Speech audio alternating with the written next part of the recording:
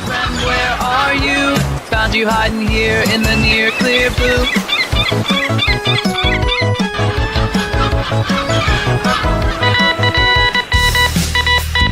He's been cited by IGN, The Quartering, Timcast, The Daily Wire, Bounding into Comics, and even Dr. Jordan B. Peterson. What? Hey, the Pro Show is on! Awesome! Let's turn it on. Guys? Where'd you go? Morty, let's check in on Brian Johnson's new trilogy. Okay. I bypassed the compressor. What did you do, Ray?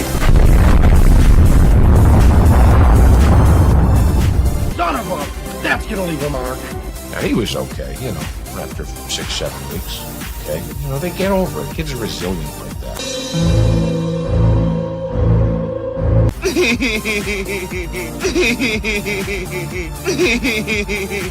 Yeah. I hate it. It's the standard, what would George do? I don't want you here. So sorry, George, I didn't think it would go like this. Plummy, you fools. I've fallen, and I can't get up. Weird. Stay away from liquor, kids. I have always liked Cowabunga. Cowabunga! Now that's more like it, Mr. Wayne.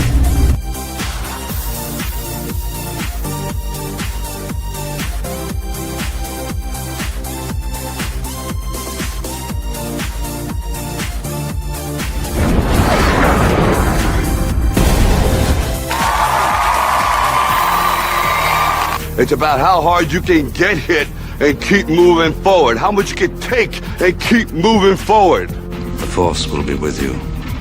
Always. That's how winning is done. I am vengeance. I am the night. That's what she said. I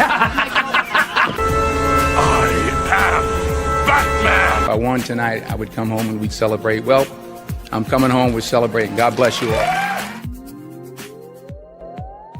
Watch your habits, for they become your character. And watch your character, for it becomes your destiny. What we think, we become. It's scooping time. Ladies and gentlemen, boys and girls, in just 2 minutes, the lighting at the Magic Kingdom will dim for the performance of the Pro Show. We hope you enjoy and have a magical, truthful time.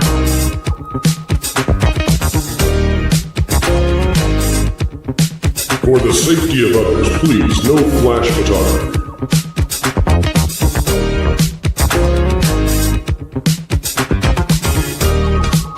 And welcome to Provision 3D. All right, everyone, put on your coffee glasses. Oh boy,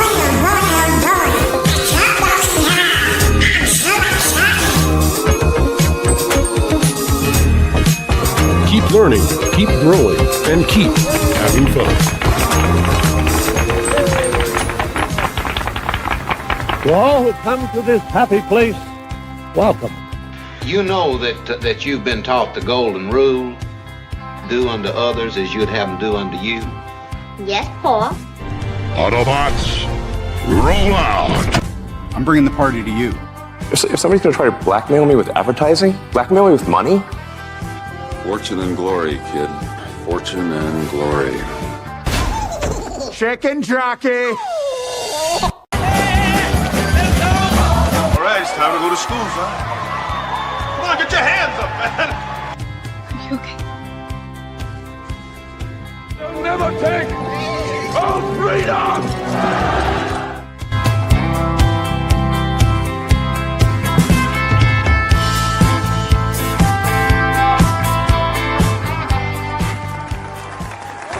From the redwoods of California to the hills of Tennessee to the Rockies and the Sunshine State and Maine with that bright and shining sea. From coast to coast in North America, it's time for your host with the most, bringing you all the entertainment news that should be fun. Ladies and gentlemen, it's the WDW Pro Show!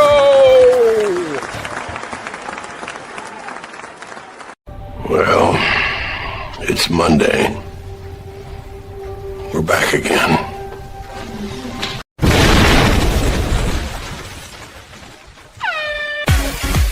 It's Monday, boys and girls, let's party! It's Monday, boys and girls, let's party!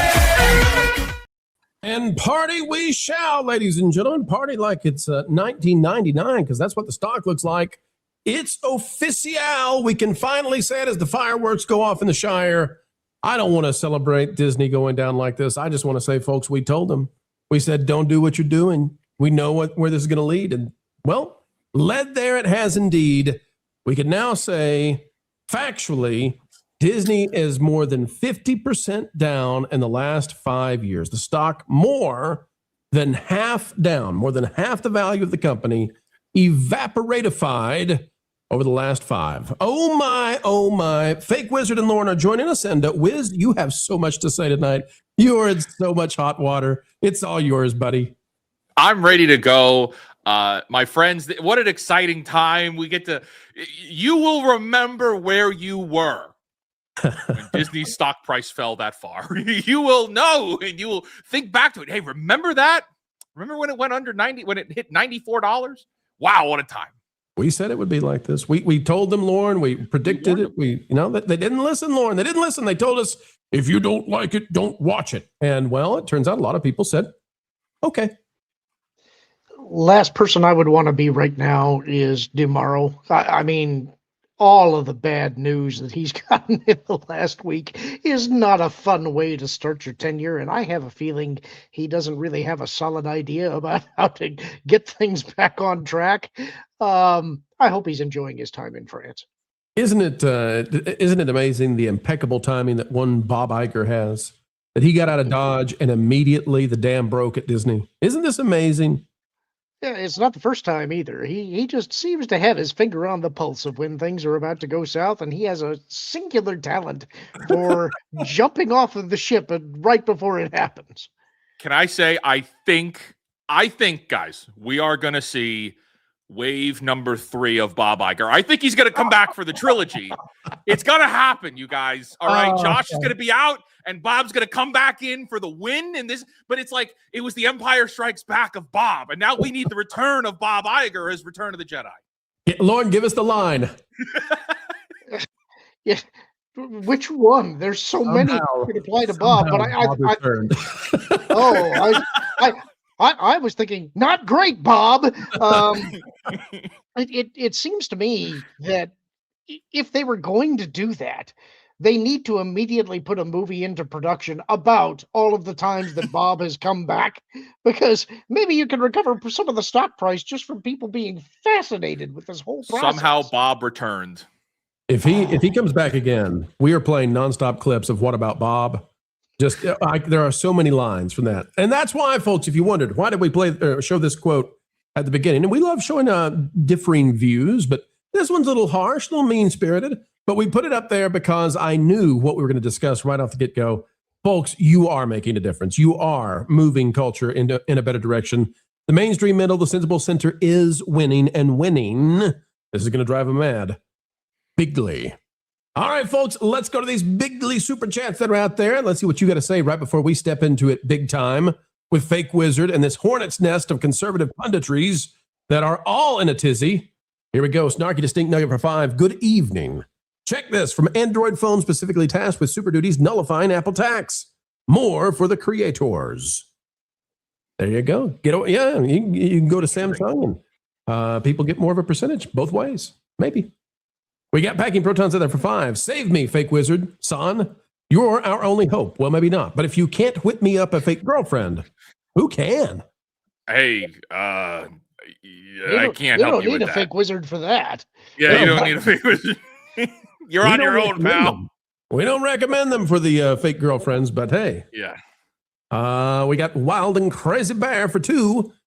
You heard that Lindsey Graham was at Walt Disney World. Folks, we're going to talk about it tonight. TMZ has unleashed the hounds of hell. have been unleashed by TMZ. They're just wonderful people over there. But we'll talk about whether it's right or wrong to do such a thing. And is it good that politicians are being tracked down in places like Disney World? We'll talk about it. Kaylee out for 5. Ever notice blowback only occurs when 1, Jonas is black, 2, culture has purple potatoes, and 3, someone's talked sense and they don't like critical thinking. You know what? These are some of my favorite things.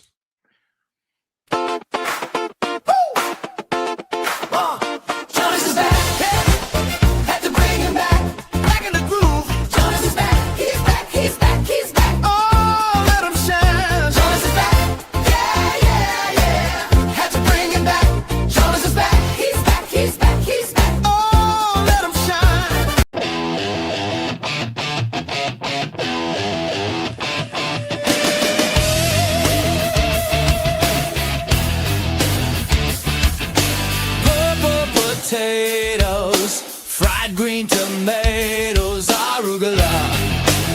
Hey, what's up? When injustice strikes, I strike back. But, folks, talking about striking back, and you can't see the striking man who's under that super chat. Would you like to know the mystery man who is waiting to rise to the occasion?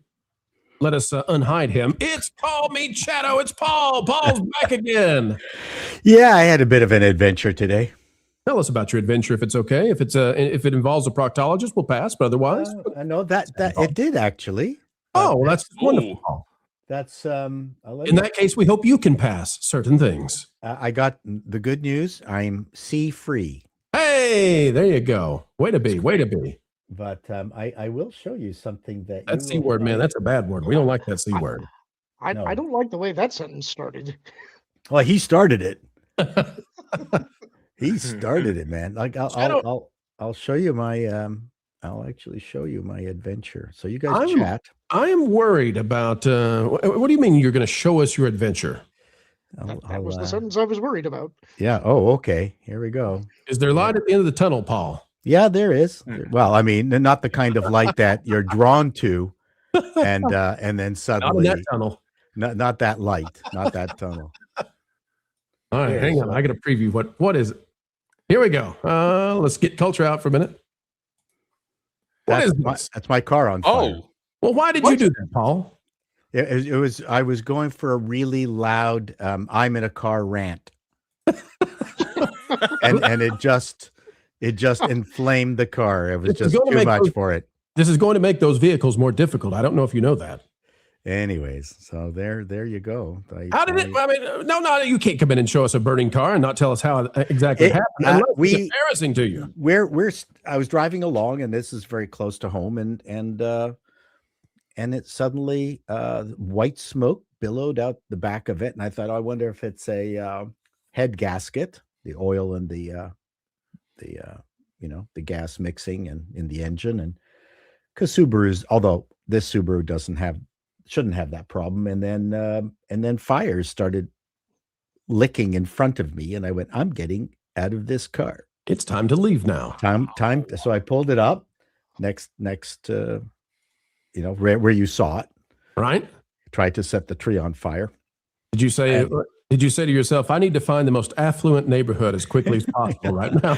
But what I did do was run back. I had to open the door and get back in because I was bringing home a client check. And I went, I'm not going to lose that check. So I got it back into the flaming car just to get the check out. And and then the fire people came and doused out the fire, but the whole front of it, I mean, I could show you pictures. It's pretty freaking insane. Oh my gosh. Yeah, we are glad that you're okay. Yes. Yeah, that's good. And Lauren dipped on us. Lauren, I'm going to dip for just a minute because StreamYard is screwing with me too, and I know that's why you had to do what you had to do. Lauren, if you'll read the next couple of super chats, I'll be right back, and we'll get this super chat thing or this StreamYard thing fixed. Sure. First up, we've got Karen Owen for $5 saying, "This is true. At an event on Saturday, I sat in front of Ryan Johnson. To quote Han Solo, I know that laugh." Next up, we've got Kalioth for $5. At his pace, real fake wizard may end up on the midnight train to Georgia eating grits and cornbread and drinking mint juleps.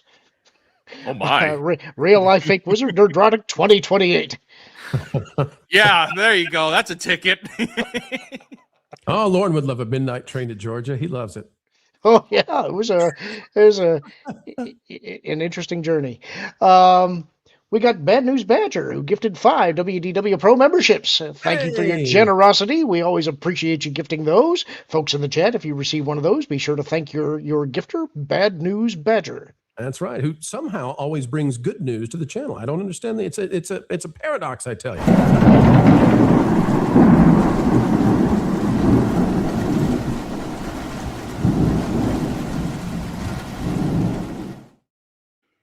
Paradox, is that like two different medical practitioners in the same office?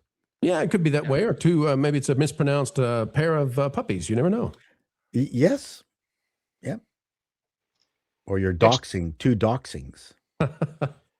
Next up, England G for $2. You weren't supposed to feed the stock Ozempic, Bob. Oh boy. Oh boy. Should we go back to the stock? Paul, you came in a little bit late. You don't know what we know about this. No, I don't know. If we go right here. Wow. We'll hide that. It's now official, Paul. Over the last 5 years, the Walt Disney Company has lost more than half of its value. So wow. We've been, I've been talking about that.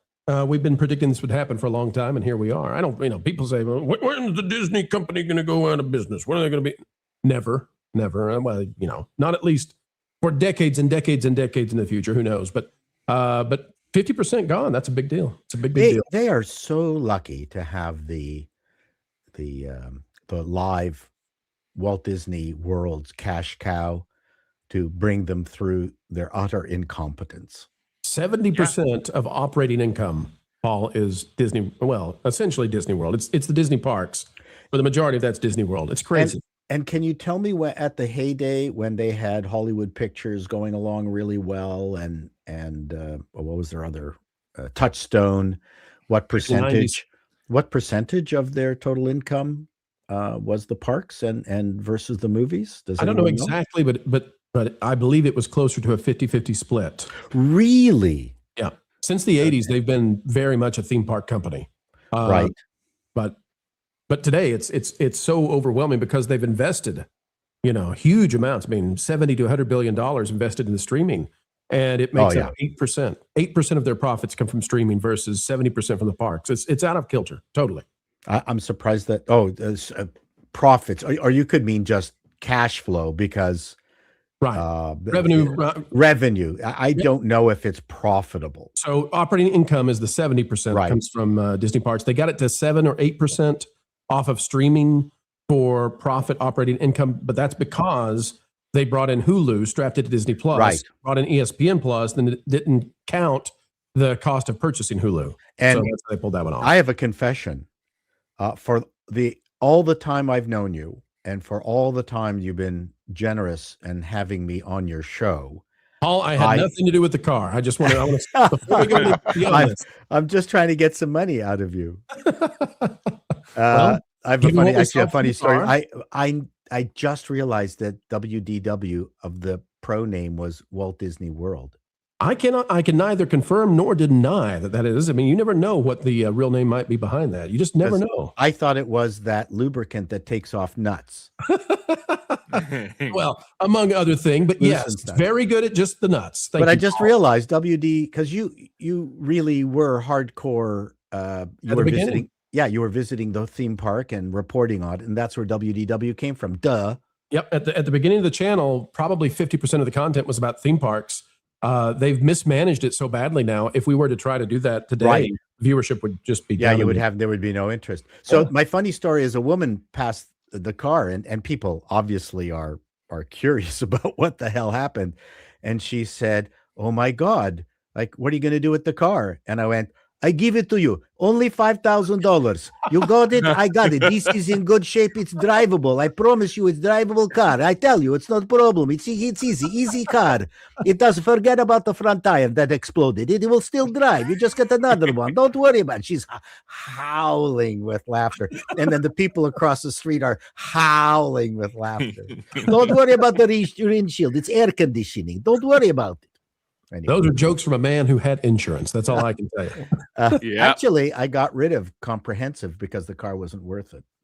Well, somebody else. We're going to find somebody to claim that you collided with. I don't know who it'll be. That's right. We got to find some poor sap that'll take it. I should have laid down in front of the car and got a snap and then sued myself for injury. That's right. All right, folks, we've got somebody else coming in through the door. Let's see who it is. And then we've got news to hit. We're going to hit it because we're going to win it for you in just a few. Who could that be? Let's go see, boys and girls.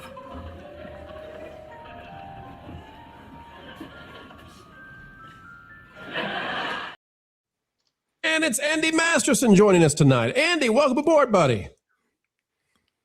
Andy, you're so muted, but it was such wisdom that you were singing to us, to our ears. Ruined my whole joke, too. I was going to say, I have a confession, too. Forgive me, Pro, for I have sinned. Still works. The only sin you have to worry about is the pictures that we took with the new Wilton action figure. Andy, do you know that we took it to Epic Universe and we had a lot of fun with that thing? Yeah, I cannot be held responsible for the damage that happens after it leaves my custodialship. Well, you made a new version of the Wilton action figure, and this one now has complete tuft on the chest, real tuft. We're not sure about where other places the tuft might be, but we took Marv to Epic Universe, and Lauren and I put the action figure, the Wilton action figure, into all kinds of poses that I think are lovely and frankly artful. They're very artistic, and some would say avant-garde. And we took this around the park, and I think that's quite lovely. I think that's really, really lovely. And I want to thank you, Andy, for making these kinds of magical moments in Orlando. It's my duty in life to share such sunshine. I think it says something about Pro that he's more fascinated by the fact that Wilton has a tuft, and he's less interested in where that tuft actually came from. Go fund yourself, Bob. You can fund yourself with tufts. Well, when the tuft keep going, whatever, I don't know. Help us, please don't let the tuft be showing. That's right. There you go. All right, folks, we'll hit a few more of these super chats before we get to the first news item, and it's going to be plenty controversial, so hang tight. Patrick Getaway for 5. My stock in Lidos and SAIC are worth more than Disney. See, if I mispronounce it, I'll just make it seem like I was trying for the rhyme. Patrick Getaway for 8906, gifted 5 WDW Pro memberships. Thank you, Patrick Getaway. We appreciate you truly. God dang it, from the bottom of our hearts here on the WDW Pro Channel.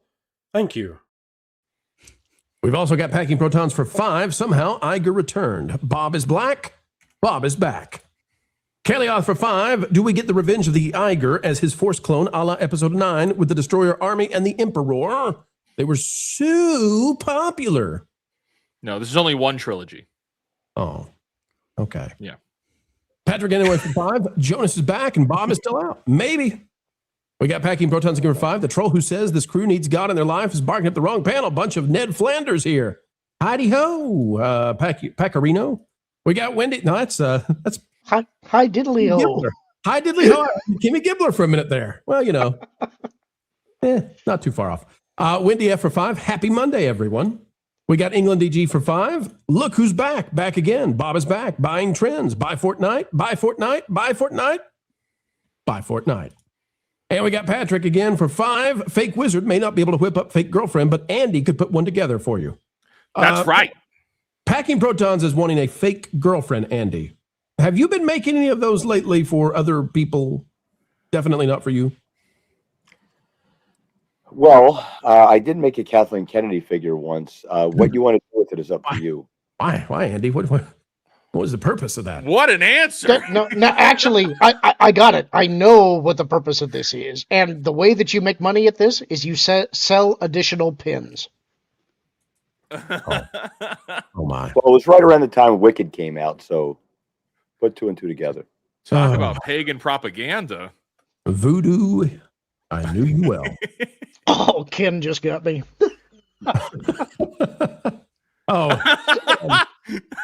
Ken. We're not putting Lauren. Don't you put that on the screen? I know, but I was just taking a drink and I almost choked on it.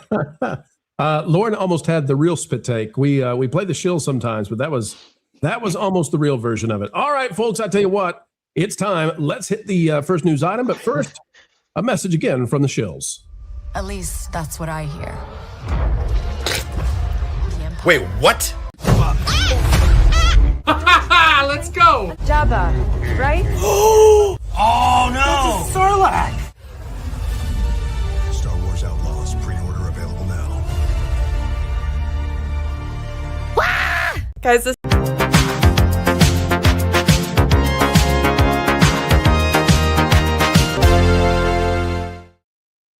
Ladies and gentlemen, we've got a controversy on our hands, and it's not coming from some of the places we often call out.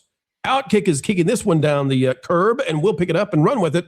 Conservative commentator Jack Posobiec calls Lord of the Rings overtly pagan. He says, quote, "There's nothing overtly Christian about Lord of the Rings," unquote. Now, if this was all there was, folks, we probably wouldn't be covering this. But this turned into a battle royale between some of the conservative pundits and some of the, some of your favorite YouTubers out there who have been fighting the good fight and trying to bring Hollywood back to the mainstream middle, the sensible center where money is made. Here's the article. It says an upcoming Lord of the Rings film has been the subject of online discourse this week. First, after an announcement that Stephen Colbert would co-write the script. Now the focus is on conservative commentator Jack Posobiec, who claimed the books on which the franchise is based are overtly pagan. Take that, Tolkien.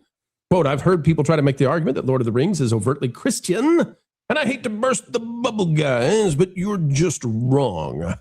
There's nothing overtly Christian about Lord of the Rings. There's no church in it. There's no faith in it. There's no Christ figure. There's none of these things. And honestly, Lord of the Rings, if it's anything, Lord of the Rings is overtly pagan." Now, that's a hot take, eh? And it didn't go so well for Jack on this one, because it turns out that, well, there's a whole lot of writing about all of this, and there have been studies done and books and courses and all this kind of thing. And it turns out that Tolkien and C.S. Lewis were good buddies, good friends up until the time they had a little schism, but they got back together later. It's okay. Well, guess what? Somebody had to go step in it. And that somebody is this man. This man who dons the beard and the glasses and the cap. Wiz, what is this all about? Because this turned into an ugly fiasco where Jack went after Nerdrotic and he blocked you. And what is going on, Fake Wiz? Why is everybody up in arms right now? Yeah, this is a pretty rough situation. And, you know, regardless of where you stand or how much of a fan you are of TPUSA, they are in a fragile marketing position. Okay, they got a lot of eyes on them. They got a lot of attention on them. And it's at a time like this when, you know, you kind of want to play the field a little bit, because you need to understand how fragile a position you're in. And Jack made this very bold claim that Lord of the Rings is overtly pagan. He even went on to say, and if we want to, maybe we'll bring it up in just a second here, but the quotes continued because he kept replying to people and going back and forth and having these big Twitter feuds where he would continue to get ratioed. The quote says here, "I don't care what he wrote in some letter," referring to Tolkien's letters about how Catholicism is baked in heavily to Lord of the Rings. I did a whole video expanding on it, but I don't care what he wrote in some letters. The stories themselves are overtly pagan, and the fact people like Colbert love them are obvious proof of this. So I think that's really what this stems down to. That's where this goes down. The fact that Colbert is seemingly attached to an upcoming Lord of the Rings project means that, oh, well, if Colbert likes it, well, then we need to attack it. And that is such a, what are we, in third grade? Jack, what are we doing here? At a time when we're supposed to be like, hey, reaching out hands and connecting with people and hey, meeting people where they are and really connect with people. You're taking such a stance on something that is easily provably false. Okay. There's a lot there. I mean, you look into Tolkien's life, it doesn't take a lot for you to figure out how religious this man was and how devout he was in his faith. So, and then the fact that he knowingly included a lot of that in Lord of the Rings later on. So, no, this is a really bad take. But it's one thing you could say that claim, and then you want to defend it, and maybe he can, and like if a debate were to be had, maybe he would make some good points if I was to give him the benefit of the doubt. But because of how fragile his company's position is in right now, or wherever he is in the company, you'd think that a man like this might want to say reasonable minds can differ. That's a safe thing to say. You don't have to take a knee and say, all right, the mob got me. You don't have to apologize. You just say, hey, I see you, I recognize you, and reasonable minds can differ. I look forward to covering this in the future in some capacity. That could have made it all go away. But he started fighting with Nerdrotic. And that was okay. So how did that happen, Wiz? Why did this metastasize? Because, people make L takes all the time. I mean, there are some really, really bad takes. And we just, like if Mark Levin, and I'm not saying anything positive or negative about Mark Levin, but here, I'll take both sides, okay? Either Mark Levin or Megyn Kelly could come out and give a thought on, I don't know, Transformers, and I don't care. They whatever they want to say about Ninja Turtles. I don't care. But this got into a weird place when Jack went after Nerdrotic. And Gary at Nerdrotic has done more than just about anybody in terms of fighting the good fight to bring stories back into the light and put them back in the mainstream middle and get away from ideological capture. So what in the world is going on where they want to go after Nerdrotic? They want to go after you. What caused this?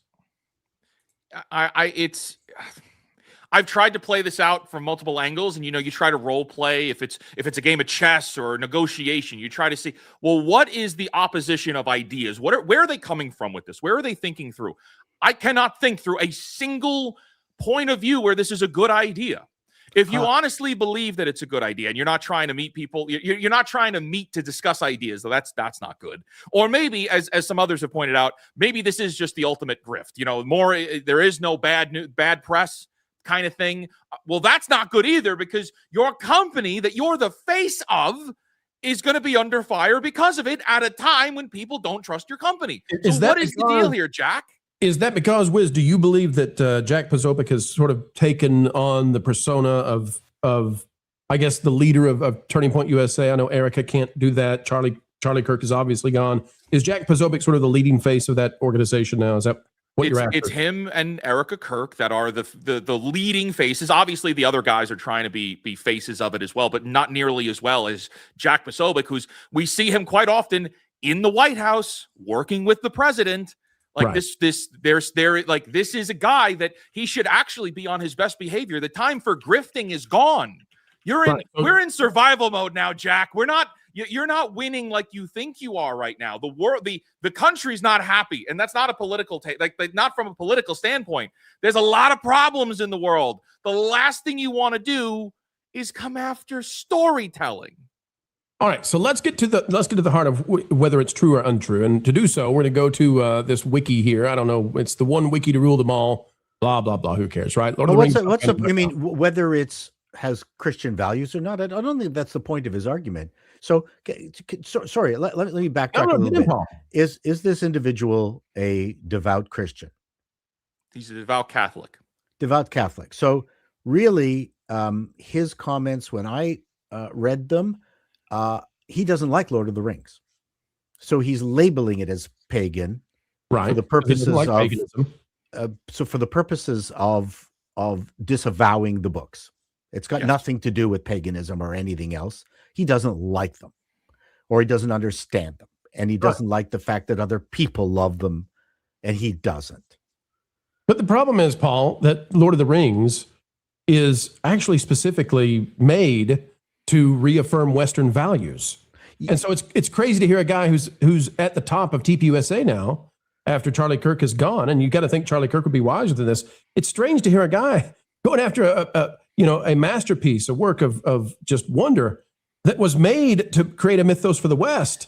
For England. Yes, for England. I don't think he's not English, is he? Well, he speaks English, but no. So he's coming from an American perspective. Sure. He knows he knows sweet Dickel. This really is you guys can correct me. I am not a Tolkien expert. I have read quite a bit, but I don't consider myself an expert. But he specifically said to my best knowledge is that he wanted the British version of Beowulf. Yeah. Basically. Yeah, and a lot of Tolkien comes from Beowulf, and a lot of it comes from Nordic culture and the Picts and all of that. And there's a whole bunch of Americans, and I'm sorry, illiterate Americans who don't understand the connection between Britain and the United States. They think there's this giant ocean, and there was this little conflagration in the 1700s, and there was a separation, and then there's nothing else. There's no inherited culture between the United States and the UK, and that comes to me from people who I call them the American firsters, not fisters, but firsters, and they're uniquely ignorant, and I use the term in the biblical dictionary sense, not the insulting sense. So I don't know. To me, the pagan reference is just a slight. So I think it's that meaningless. I think you can be under the umbrella term of America First and not be ignorant, but I definitely see. Sorry, I don't mean to. I'm sorry. I don't mean to tar and feather an entire. Right. We don't want to paint with too broad a brush, but Jack is definitely making it difficult on us because this is rather historically indefensible, and that's okay. We would not cover this if that was the entirety of the story, but it's attacking people who should be allied or obvious allies to something like TPUSA, and it's kind of destroying the thing that Charlie Kirk built. So my question is why? What's his motivation? What's the end result? What is it that he wants to get out of it? That's the question we need to answer. If we were to render it down and I'm going to take him at face value that he really is a Catholic, right? So he wants to save souls and bring them to Catholicism, bring them to Christ. If I'm to take that at face value, that's the root of his argument. If we take away the politics and the business and all that stuff, it's give up Lord of the Rings because it's not bringing you to God. And if you want to share my screen, so this is the screenshot, like super specific of, well, there's no Christ figure, he claims. This is in reference to the books. No Christ figure, no religion, not even prayer. But this is ignorant. This is a silly thing to write. Correct, which is then making him look and appear ignorant with no possibility of acknowledging the mistakes, with no possibility of even acknowledging another side to the conversation. It's just everyone else is wrong, I am right, and it's another level of satanic panic is what it feels. Hey, Wiz, how many religions do you think Tolkien invented for Lord of the Rings? I'm going to say at least 20. I mean, it's an incredible world with lots of mythos and beliefs and all that kind of stuff. But at the heart of it, Tolkien, one of the things he did is he creates a factual belief system, beyond the religious views that are held.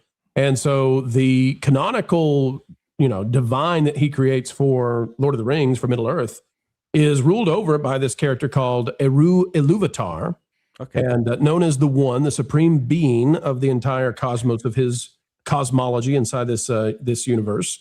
And if we scroll down, let's see here. It says, inspiration. Tolkien understood Eru not as a fictional deity, but as a name in a fictional language for the actual monotheistic God, although in a mythological or fictional context. In draft of a letter from 1954 to Peter Hastings, manager of the Newman Bookshop, Tolkien defended non-orthodox aspects as rightly within the scope of his mythology as an exploration of the infinite potential variety of God.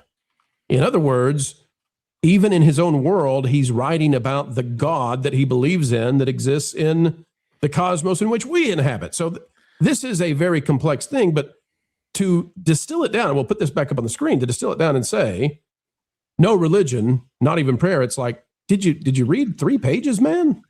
Did you read 3 pages? Come on.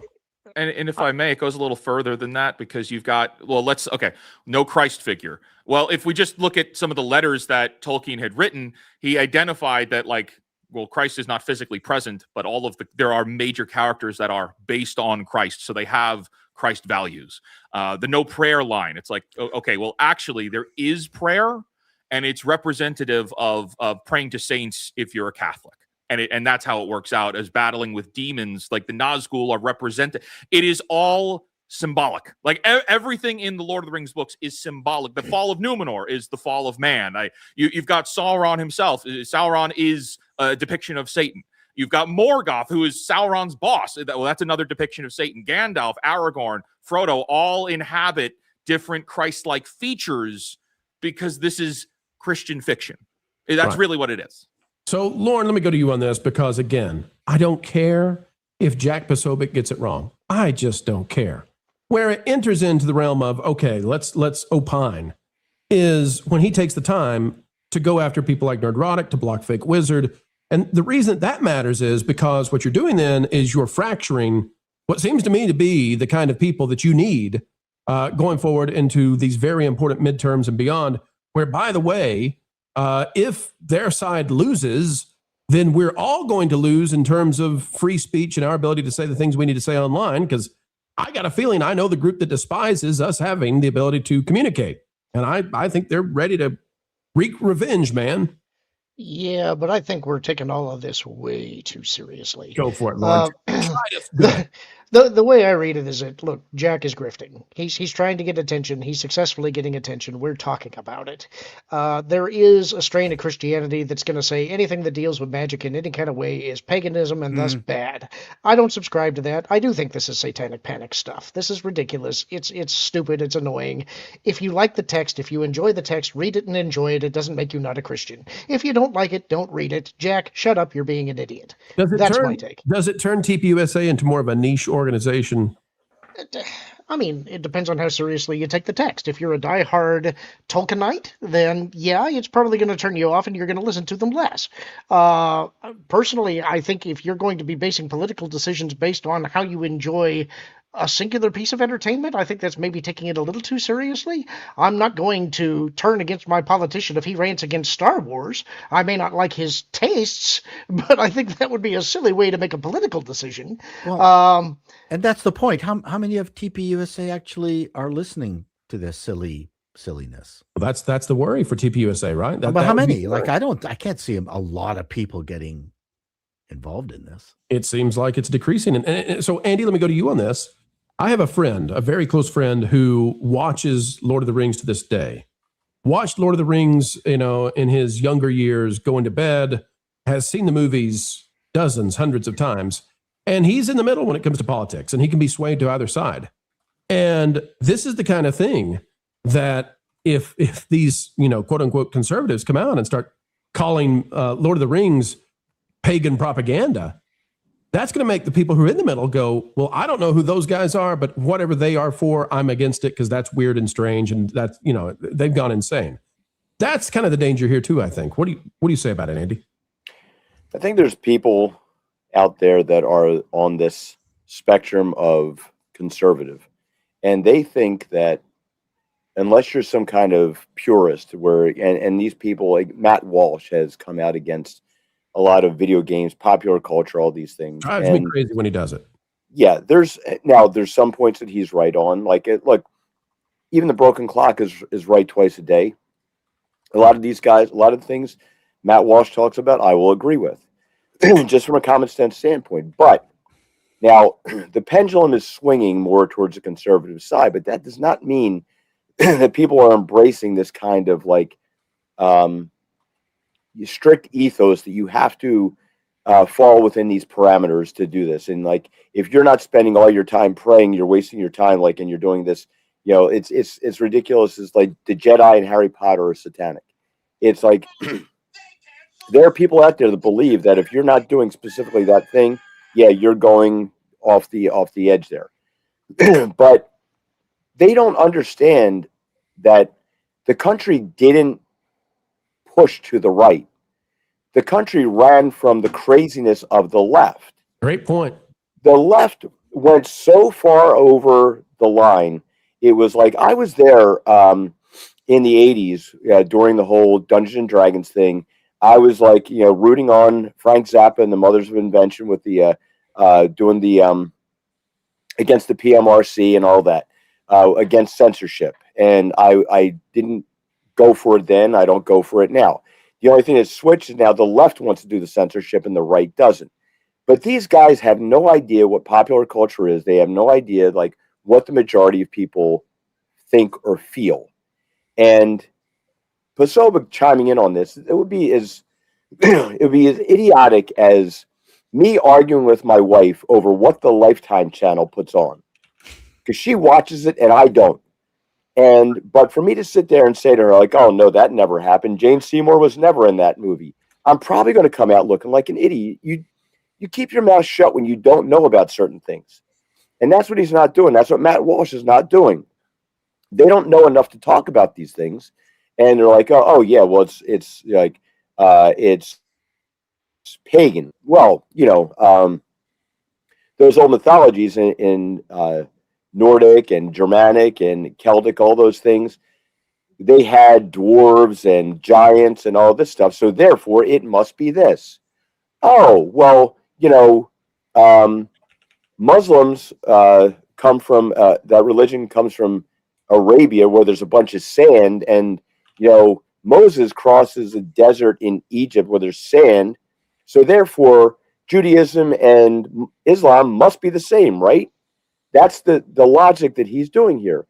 He's going into battle unarmed in this field. He has no idea what he's talking about, but his ego is too big, and he looks at the stakes being too high for him to appear weak. Mm-hmm. So this is just him posturing, and he's going to try and move on from this as quickly as possible. And he's counting on, you people have to back me, because the alternative is just too bad, because you don't want, the Mark Ruffalo's, the Stephen Colbert's, you don't want those guys chiming in and dictating where this stuff goes. We just fought a battle over this, and a lot of people didn't even know the battle was going on against the woke stuff. And it's not because woke is look, there's a place for everything. There's a place there used to be this thing where, there were programs and movies in niches and genres. And if you had this area, you could go watch it. You could go watch the anime show. You could go watch these things, but it wasn't going to be mainstream. It's never. John Waters is a great example. Anyone who's ever watched the Pink Flamingos knows that is never going to become mainstream. However, there's an audience for it, but you have to understand that you're never going to make that mainstream. You're never going to have that thing that's going to be like, oh, wow. And everybody's going to suddenly embrace this thing. And that's the way it's going to be. But these people and their egos and their inflated opinion of themselves can't get beyond that to admit that they're wrong. And that is their biggest sin right there, is a lack of humility. Once you get into that area where you just think that you're right all the time and you're going to prove it no matter what, damn it. Now you've become the exact thing that you've been saying that you're fighting against. And I see Lauren is he's got a vehement opinion. I just don't know what it is yet. What do you think, Lauren? It's exactly what Andy just closed with. It's why I think we're taking this too seriously. It's like what we've been complaining about all this time is the woke left telling us what we're going to enjoy and prescribing some entertainment as being taboo. I don't like it any better when our side does it. So knock it off. Just enjoy what you want to enjoy. Read it critically. Determine whether you think that it's a Christian text or not. And that's the important thing. Think for yourself. Right. The woke are pure tyrannical. I'd rather our side not be. Can we not do that? That would be great. Thank you indeed. Folks, that's where we stand, and we'll see how this plays out. Will Nerdrotic, will Fake Wizard take more arrows? We hope not to the knee, because you know how that goes.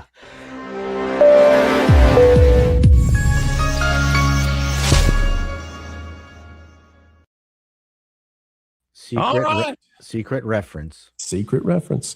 I was an adventurer like you. All right, ladies and gentlemen, we would like to be an adventurer like you and get these super chats up on the screen. Let's see what you have to say. Packy Protons for 5. I'm going to get Jonas to watch Porky's with Paul Chatto for Insight. Good luck with that. It's been a while since I've seen it. How much money do you think it would take to get Jonas to watch Porky's with There's Paul? not enough money in the world. I don't think he'd ever do it. No. I, on the other hand, can be bribed. Oh, there we go. There's what I was waiting for. You could edit Porky's into a 5-minute movie and Jonas could watch. Or you can pay the high price of $2.37, and Lauren will be willing to watch with Paul Chatto. Cannon Barnes for 5 just saw Project Hail Mary in IMAX this morning, and it was amazing. One of the best films I've ever seen. I'm glad to see the box office success. Paul, I saw your initial reaction. I didn't get to see anything beyond that. What do you think about Project Hail Mary and this idea that it's an optimistic view of a future worth fighting for, and people love it at the box office? Well, that's the story by nature. I don't think that's the message it's conveying. It's just a heroic story, and by dint of that story, it's optimistic and heroic. I mean, it is what it is. It's not deconstructionist, though. It's not trying to destroy. No. I mean, it's a good story, and I think the one insight that now has been repeated quite a lot. I'm sure I wasn't the first, but a week ago I did a video that I said, you know what, this is actually Star Trek. Yeah, it reminded me of Star Trek. I mean, there's the Horta story, and I went, yeah, this could be a TNG episode. This could be a Star Trek episode. Spock mind melds with Rocky, to me, it was the Star Trek that it made me positive. It made me feel positive that there's a possibility for the resurrection of Star Trek. Speaking of Christian religious themes, and when people had announced that Star Trek was dead, and I even did a funny eulogy for Chris Gore. I think we all felt that way, in the similar way that we feel with Star Wars. But then this movie, I went, holy smokes. I think there is a possibility for Star Trek just based on the fact that this is so goddamn Star Trek-y. I loved it. The themes never went away, and the need of this kind of stuff never went away. The audience never went away. It's just the writers and Hollywood decided to take it away. Correct. The audience never went away. Yep. It's universal, and it's forever. Packing Protons for 2. Lauren has a sadistic look on his face regarding the burning car. Lauren, transcript of your locations you've been in the last 48 hours. The reason for it was another Ken comment that I saw in the comments as the video was playing, and he was doing Paul saying, "I'm in a burning car," and I thought it was hilarious. Ken has been on fire, pun intended, tonight. I mean, Ken is he's messing with you, Lauren. He's tickled my funny bone more than once, yes. That, when we were talking about the Kathleen Kennedy doll, and he said, I can't do what Ken said. I can't. Here, how about this instead? We need rest. The spirit is willing, but the flesh is spongy and bruised. The opposite of that was what Ken said. Yep. Packing for 2, white smoke, Paul's car, choose a new pope. The Pope Mobile. We've got Wild and Crazy Bear for 2. At least Paul's car was not a Pinto. Sure, it would have exploded if that's the case. Patrick for 5. When Paul's car emits white smoke, a network executive has been selected. Man, that video of mine has become a popular source of your cash. I would like you to relinquish some of that so I can get a new car. End Times Prophecies Bible has dropped down to $1.99. Thank you to the Niners out there. If you intended to send a message, let our mods know and we'll fix it for you. Packing Protons for 5. 70% of Disney parks is under construction, Paul, for years to come. Not so lucky. Yeah. It's a shame. Michael Thomas for 5. What's up, everyone? Thanks for the show. Good to be here. Good to have you there, Michael. It's an honor to share our time with you. Packing Protons for 5. Paul's car had to watch Santa Claus and the Ice Cream Bunny. Have you seen that movie before, Paul? The Ice Cream Bunny? Santa Claus and the Ice Cream Bunny. No, I actually have not. Well, you should watch it. Yeah, No, don't watch it. You should watch it. You should definitely watch it, Paul. Come on, we have got to suffered. watch it. We have suffered so that others don't have to. You don't have to do this, Paul. Paul, you know how? I think it's a good experience. You know how Force of Light, they have fans that send in money so that they'll watch good movies and then they can react to the good movies and everybody gets to watch along with them. And it's a great, it's like a positive, wholesome, happy community over there. I love It's not the same over here. It's not the same, Paul. Packing sends us money so that we will be forced to watch terrible, awful films that would not make it onto Mystery Science Theater 3000. And we sit there in awe of how, from human hands, any of this could ever be created. It's amazing. So come join us, is what I'm saying. Bad News Badger for 50 crowns. First 3 words out of Paul's mouth when the car started burning. This is fine. This is fine. We've got Space Dave 2000. Disney, too big to fail. Dinks, keep it going. No matter. Well, they better get the wallets out. Packy Protons for 5. I don't know who Jack is, but maybe he's like Megan, Candace, Joe, etc. All fake conservatives, and his crack is showing with this. I don't know. We've got Michael Cooley out there dropping a $9. Thank you for the $1.99. Appreciate you. Power to the $1.99. Douglas Nutt, member for 13 months, not meeting to discuss his anti-Charlie stance. That's right. Let's talk about it. England DG for 2. Colbert's Lord of the Rings will be Randy Newman's Short People. No reason to live. We got JJ Gosling, remember for 13 months, wasn't just Gollum that had his ring destroyed. Lauren, do you want to translate that? No? What does that mean? Not touching it. Okay. We need rest. The spirit is willing, but the flesh is spongy and bruised. Lauren, what does that mean? Nope. You're not old enough yet.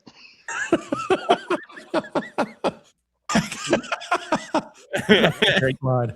That's a great line. He's actually 47. He's okay. Packing Protons for 5. So much easier being a non-believer, heathen in religion. I just have to dislike or like Lord of the Rings based on the plot.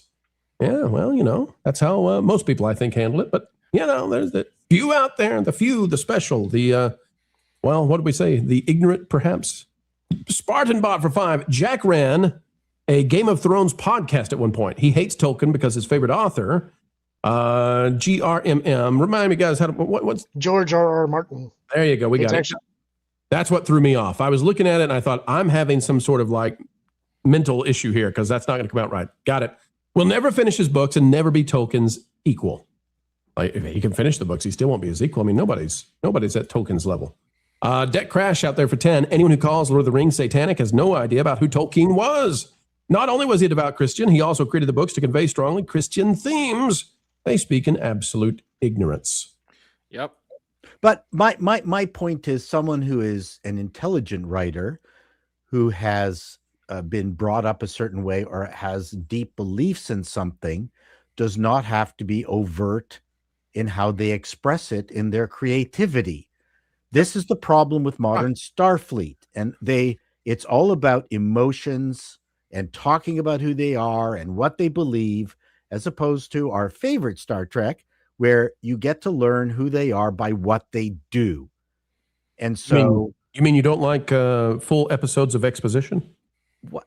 Not quite. Oh, okay. Oh, you don't like emotional Mad Libs? Marking that down. So it's really funny what's his name is actually trying to propose is just the definition of modern bad writing. Yeah. I don't need to see this. I can understand Tolkien's upbringing and his rich tapestry of ideas and literacy. Oh, yes, it's hard to say literacy. Well, once he had tapestry out, he was tapped out after. Yeah, I was totally gone. So the thing is, to me, the story has got all those things in without being overt, and that was the genius of his writing. I don't know how else to explain it. I don't know if anyone here agrees with me on that. I totally agree with you. I totally agree. I think Posobiec was dropping some of the lowest resolution take you can think of.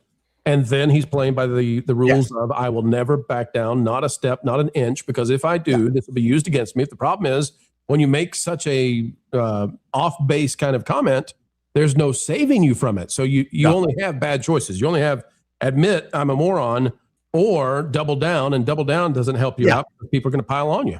Well, I mean, I still think he could have done a reasonable minds can differ and just they bring it up on another episode and he could correct then, and at that point, no one's going to care. But instead, he picked a fight with Gary. Like that, right. You didn't need to do that. And why? Why pick a? Anyway. Been there. Wait a minute. Lord of the Rings is only half as pagan as NPR. I was wanting to get my NPR voice on ready to go, but I just couldn't think of anything to say there. Let's see. We got Aaron Sleeper for $4.99. There is a Christ-like figure. It's Tom Bombadil. Even Gandalf got tempted by the ring. Tom never does, and he is said to be the oldest in Middle Earth. Aaron, you will love to know then that what Stephen Colbert is working on is a Tom Bombadil movie. Oh, no. That's what he's working on. That's the film. England DG for 5. I'm Catholic. Evangelical Catholics don't understand the Trinity. It is not Jesus worship like many Protestants do. It's understanding the Holy Spirit. We're not going to get into theology on the channel, so we'll withhold on weighing in, but England DG, we'll read it for you. We've got England DG for 2. Goldwater warned us about this sort of evangelism. See, now Paul has made it on me. Now the syllables are stuckified. Insane, hippie, insane for 5.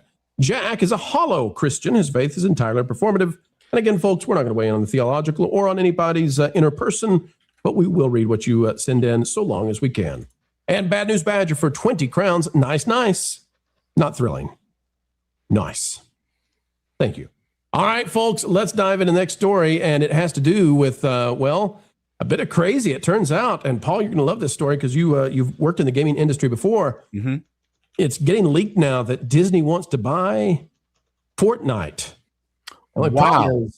That's a lot of money. That's exactly. Let's talk about it.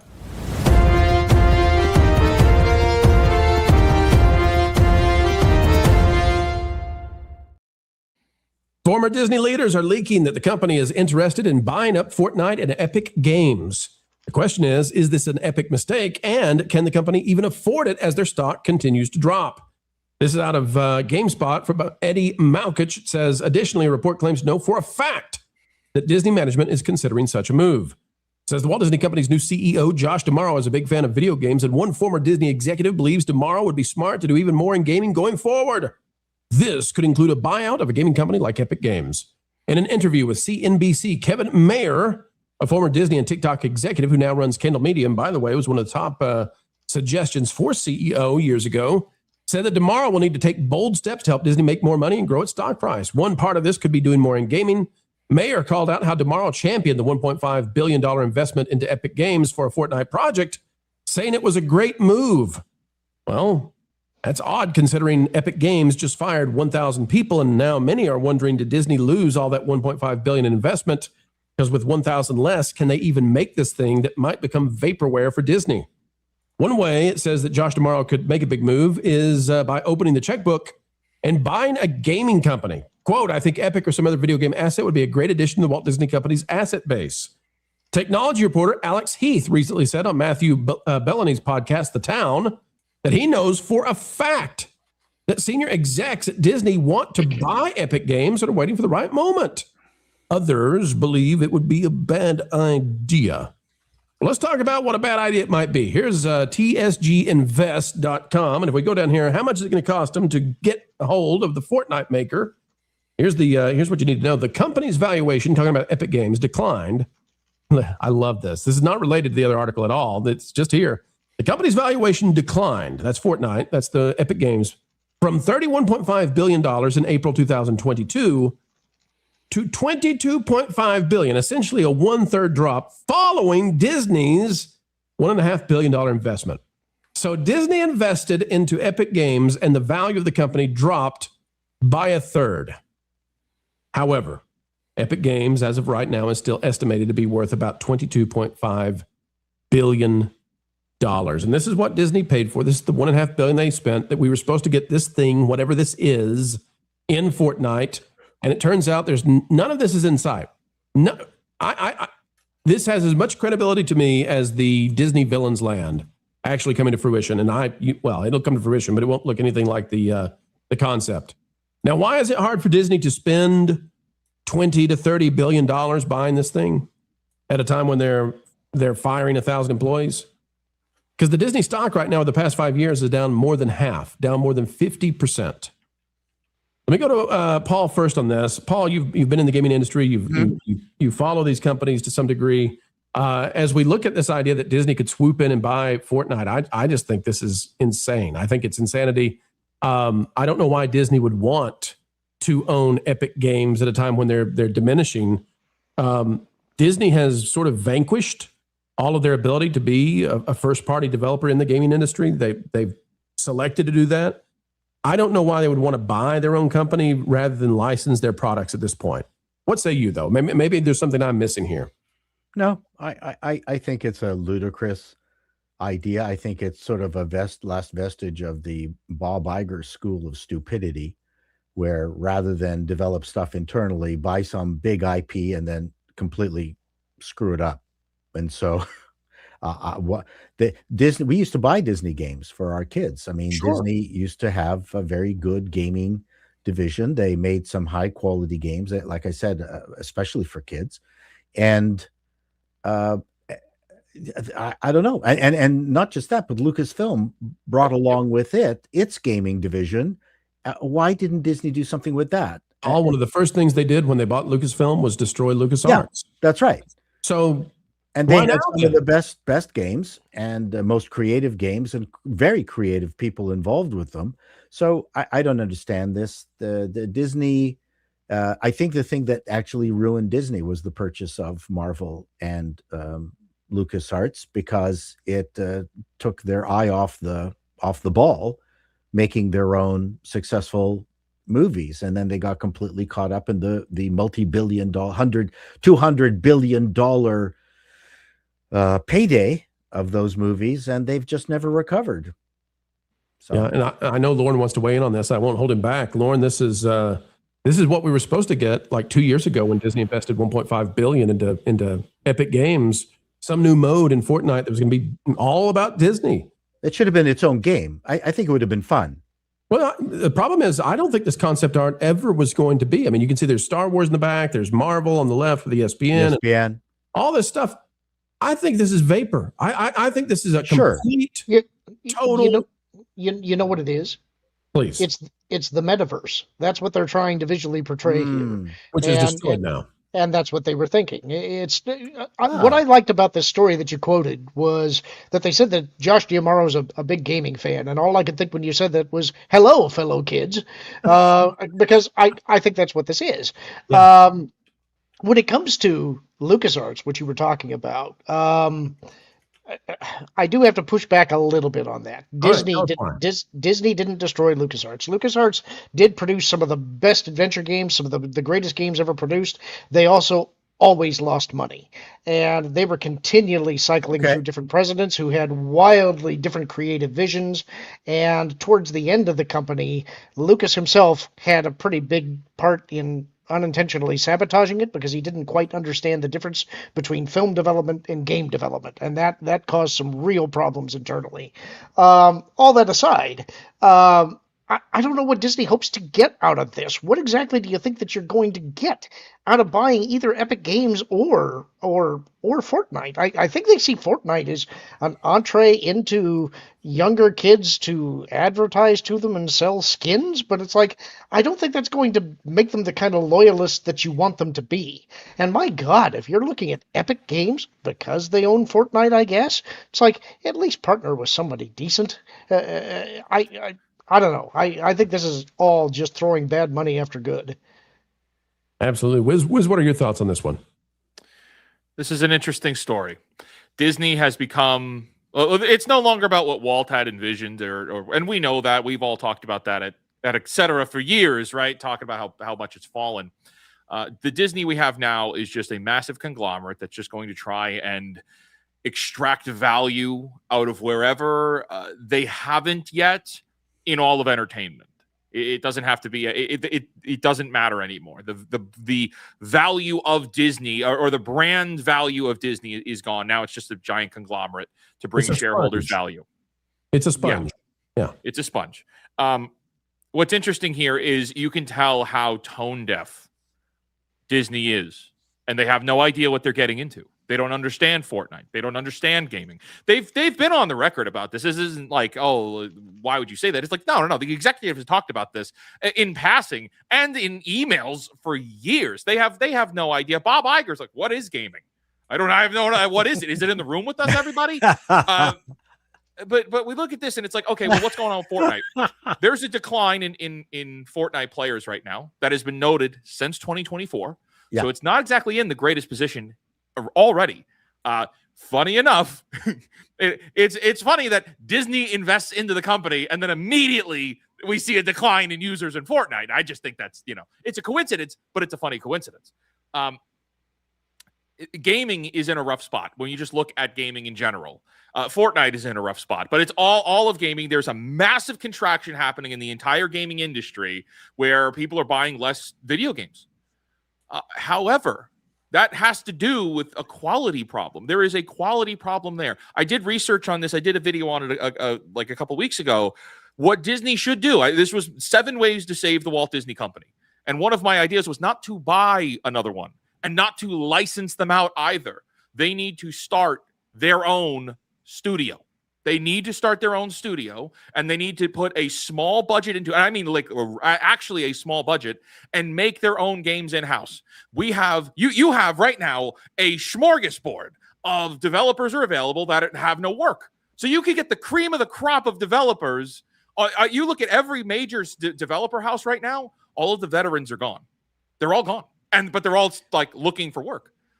But that would be the best thing Disney could do right now. They're not going to do it. They're going to spend an absurd amount of money acquiring Epic as it's starting to decline.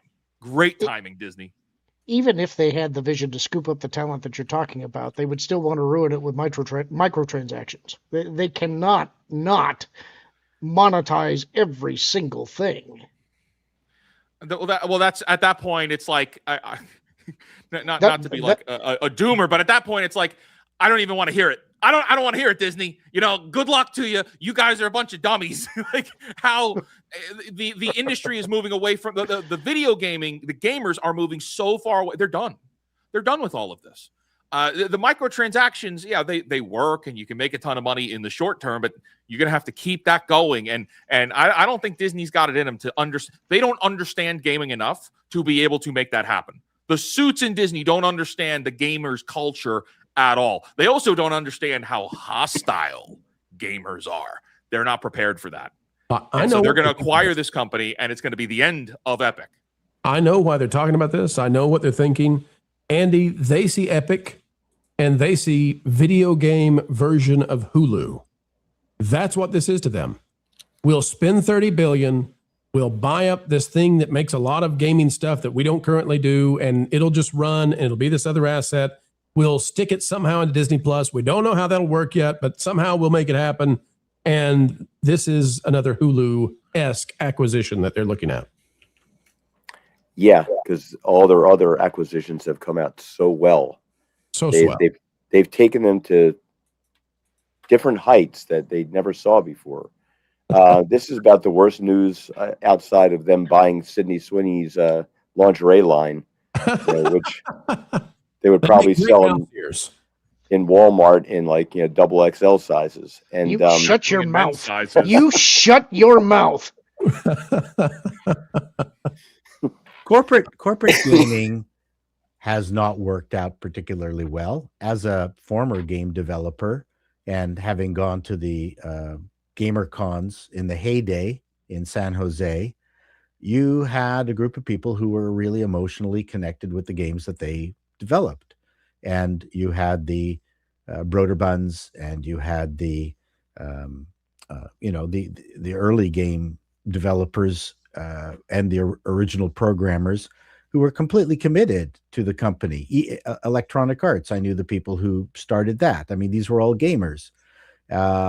So either the companies become behemoth corporate entities, or they get bought out by some hedge fund, and there's just no way to maintain that. You take a look at, oh god darn it, the game that's not Helldivers, which again, Helldivers is made by a small group of people, and there's a lot of emotion and honesty, and the people who did Witcher, the Polish company that now has been ESG'd to death, they've kind of lost their will to survive. And were you trying to think of Claire Obscure earlier? No, I was thinking of it's a game hugely popular now, Arc Raiders. So Arc Raiders is a group of guys who escaped from a bunch of development houses, including Call of Duty. So these are dudes who really knew their stuff, but didn't want to deal with the corporate infrastructure. They got back together, created Arc Raiders, and it's absolutely fantastic game. The AAA game companies just don't have it anymore. I mean, the old way of doing it, which is what Sony did, was to buy the companies and just leave them alone. That was really the only way to run these companies, because you want to have the individuals maintain their emotion, their drive, their excitement to make these games. That's really what's killed everything. Look what's happened to Bethesda. I mean, oh yeah. Microsoft just destroyed every studio they purchased, every single one of them. So when you're talking about Disney to create their own studio, while that I think does make sense, they're not a game company. Right. It's just not in their. They're not an entertainment company anymore either. Well, there's something to be said for that.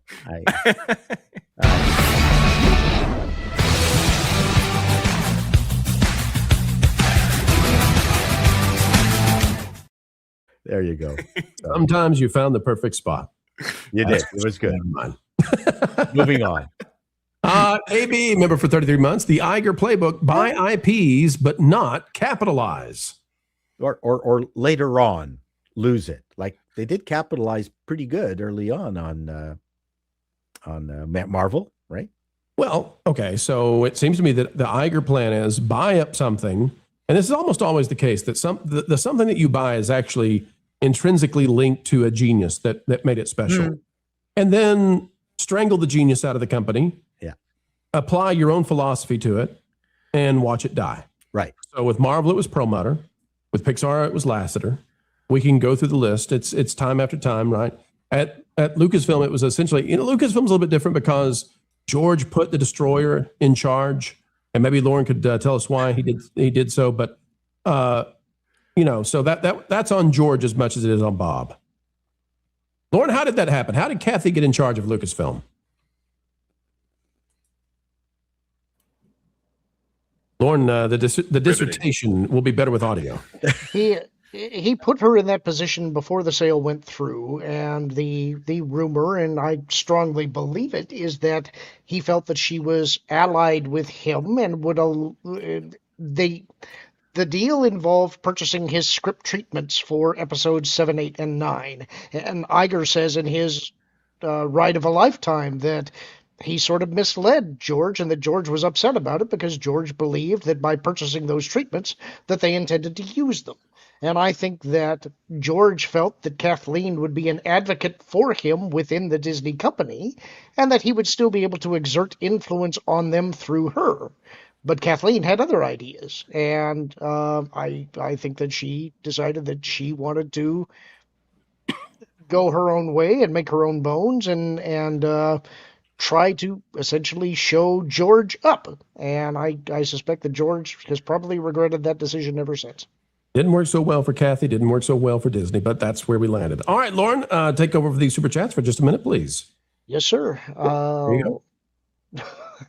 Let me get back to it. Give me just a second. Here we go. Sips and Giggles for $4.99.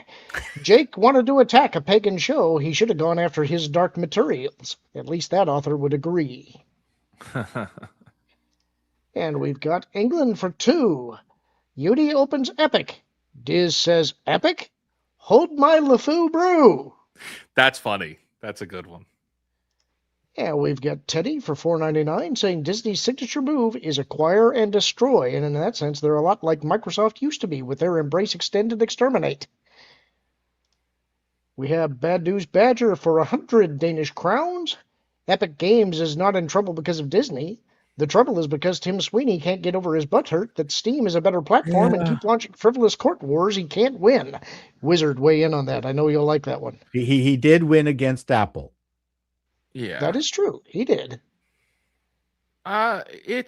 I think it's complicated. I think there's also the AI conversation to be had there. I mean, sure, there's all these lawsuits, and even state governments going up against Steam. People are trying to get the money out of Steam, and that's going to keep happening. That's not going to go away until Steam is public. That's really what it all boils down to. By the way, everybody wants Steam to go public so that they can own Steam, but it's not happening yet. No, I think it's more complicated than that. They have a decline in users. Games don't last forever. This one lasted a very long time. That's not to say Fortnite's dead, but it's been out for a long time, and kids' attention spans are tough. Well, you're not constantly innovating. Epic also owns Unreal Engine, which is the #1 non-phone engine, right? Right. And it's also being used for all the movie productions that are using the Sphere or whatever it's called, the Shroud. The volume. Yeah. Volume. Yeah. That's all Unreal Engine. So it's not like they're not making money, man. Right. But Steam did just put out their engine, I believe. Proton? Pardon me? The Proton engine? No, it wasn't. Not Proton. That's the interpolation layer for Linux. Right. They've got their own development engine that they were using for, I think it was Half-Life Alyx, but I can't remember what it's called off the top of my head. Wiz, do you have that on top of mind? Unfortunately, that's the one that this is the company that I don't have everything off the top of my head for. Okay. All right. Well, I don't think it's going to compete with Unreal. Unreal's got way too big an investment, especially in Hollywood. Now I'm seeing that we've got a super chat that may have been missed. Caviar Tyson 2, if Disney Plus buys Fortnite, they'll turn it into a week. I think he means WEEK. Yes, a whole week. That's the joke. It's a week. A week. It's a week. All right, Teddy has dropped $5, $10, and $15. Thank you, Teddy D, for dropping those in and helping us win the goal. And that means, get Andy back in here. That means that, folks, at the end of the show today, we're going to do a special Q&A because you and Teddy, so many of you out there, helped us hit the goal the way that we did early in the show. We appreciate you so much. Oh, here we go. It's time to party. It's time to live it up. We've got England DG for 2. Wrong. Fortnite just needs more shape language. Well, every 3D game you've ever seen is using some sort of shape language. Lots of geometry, lots of polygons in those games these days. Gamers these days don't even know what a polygon is. And yes, I know, England DG, you're making fun of Disney and the lady who designed the new Epcot. England DG again for 5. Little Mermaid. Look at this stuff. Isn't it neat? Now that our corporate acquisition's complete, wouldn't you love just to own just about? Lauren? Wow. Come on, Lauren, hit the note. Everything. Not a chance. Nope. Everything. It's in the quiet. I've got stock drops and losers aplenty. I've got Where Did Bob Go? Evermore. All right, we got Chris Dickerson out there for 5. New Disney Epic games won't be coded in C++ or Rust. They're going to use something new that originated at Disney. S++. Can we do one more plus? Then it'll be right. He's saying it's the shape language. I would use a different S word. That's right. All right, folks, let's dive into the next news item. Thank you so much to everybody out there sitting in those super chats and your thoughts. We appreciate you. The dream to stream does not come true without this community, and we have the greatest community online. Now, before I go, though, to the next item, I got to tell you all something. Look at this man over here. Look at this guy. No, this is not the it's Tom Bombadil. It is Tom. Yeah, well, it might be Tom Bombadil. Folks, I never knew that Culture's dream come true would be to do a YouTube channel all about gardening, but the man has found his calling. And if you are not yet over there at that game place, I knew he would be good at this. I didn't know he would be this good at it. And look at that greenhouse. When he's been telling us about, his tomato trees and all the yield and everything, he wasn't lying. It's real, folks. This man. Our leg. This is a man that I would trust to tell me about gardening. I would trust this man to tell me about gardening. And his first video is about how to make beds for potatoes, which sounds as boring as I could possibly come up with for YouTube. And yet, folks, this is a man who's happy. And this is a man who's loving what he's doing. And you need to get over there and subscribe to him. I love this video, even down to the ASMR sections of it. Get over there and subscribe to that garden place, and let's get Culture up to 200 as fast as possible. Way to go, Culture. Way to go. I'm on my way. Does that make him Mr. Potato Bed? I love it. We're going to call him. We're going to. Oh, he's at 217. I just refreshed. Okay, 270. Let's get him to 250 then. And if we get Culture to 250, we'll reduce the crankiness. We don't want cranky casino. We want happy casino around here. So help us solve the day and save the way. Subscribed. I've done my duty. Woohoo!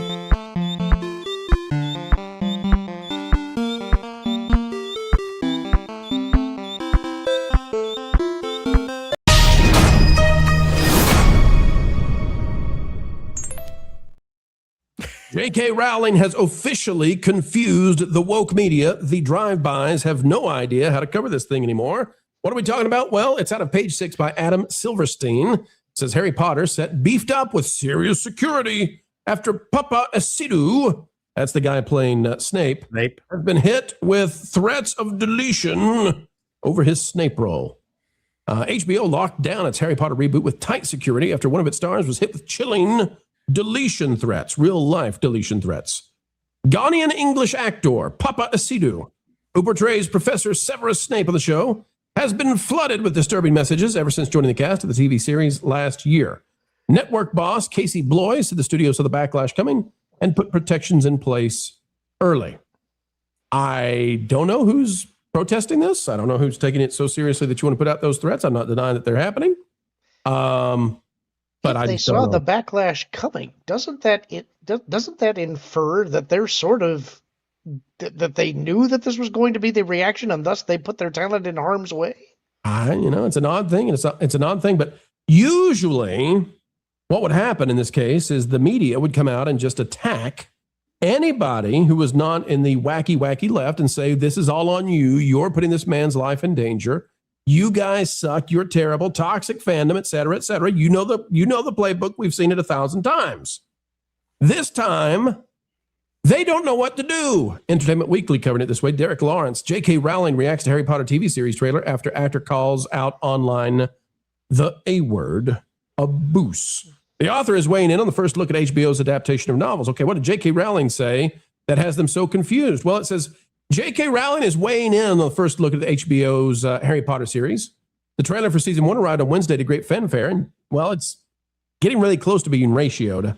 It says, but here's what J.K. Rowling put out. Quote, "It's going to be incredible. I'm so happy with it. Not every response to the trailer has been as positive as Rowling's, however, and her post presented a new venue for racist objections to Papa Asidu playing Hogwarts potions master Severus Snape in the series. Here's what here's what's got them confused right now. Paul, they want so desperately to call out the ratio as being filled with racists. They want to call out all the people flooding the dislikes as being the kind of people who are married to their cousins. They can't stand this guy being cast in the role. But the problem is they hate J.K. Rowling, and they kind of like the fact that she's getting dislikes on the Harry Potter series. So they're kerfuzzled here, Paul. They don't know what to do with this. And what do you think about it, Paul? Which way does this go down? Do they eventually do they say that all these people are just awful, terrible rubes, or do they? I mean, we know what online is like, and there's going to be people who are probably genuinely racist, and then there's people who are just trying to be bots, and then there are people who are concerned about the fact that they're probably never going to be a Snape that is going to be as good as the fellow who died, Alan Rickman. I mean, that's a really hard version of Snape to get over. So you're going to have this wide range of people. My guess is there's probably more truth to this than the Star Wars Reva. The Reva one, no one showed any kind of receipts for that, and not necessarily I need to see receipts for this, but the Reva one just seemed completely fabricated. This one, you know what? I could probably guess that there's been some untoward comments towards Shadow. Can I admit to you and you alone, just you and me, okay, that I hate Black Snape? You don't sure. Yeah, but you're not going to threaten them. No, but I hate it because I wanted I wanted Shaq. I wanted Shaq as Hagrid, and Black Snape stopped it from happening. That was the way to go. Shaq as Hagrid would have been just a wonderful thing. Yeah, except his knees are bad. But other than that, how are you going to carry Harry? Well, that's kind of stunt casting. He can't act worth shit. So Shaq, Shadow, come on, Shaq Fu, man, go back and watch it. It's something amazing.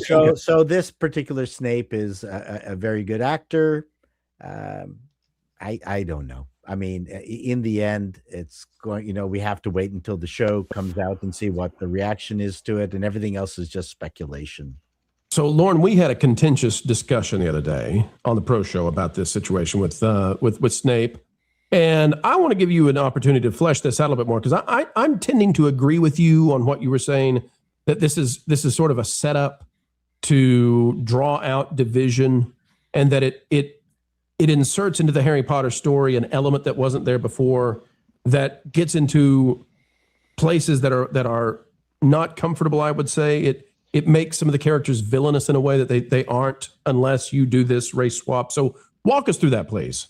Well, this is my main complaint about this change. When initially the casting was announced of Papa Aceto, I was not familiar with his work, and so I didn't know what to expect.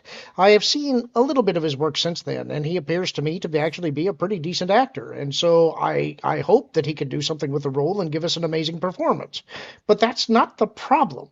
The problem is that Snape's history with Harry's father, James, and his friends is a very serious bullying relationship. Severus has a very legitimate reason to not like James Potter, and some of those feelings carry over to Harry. And in the context of the way that it's presented in the text, when you change his race, those scenes take on an entirely different context. And the same is true of his romantic intentions towards Lily. And that shades the entire thing in an entirely different way.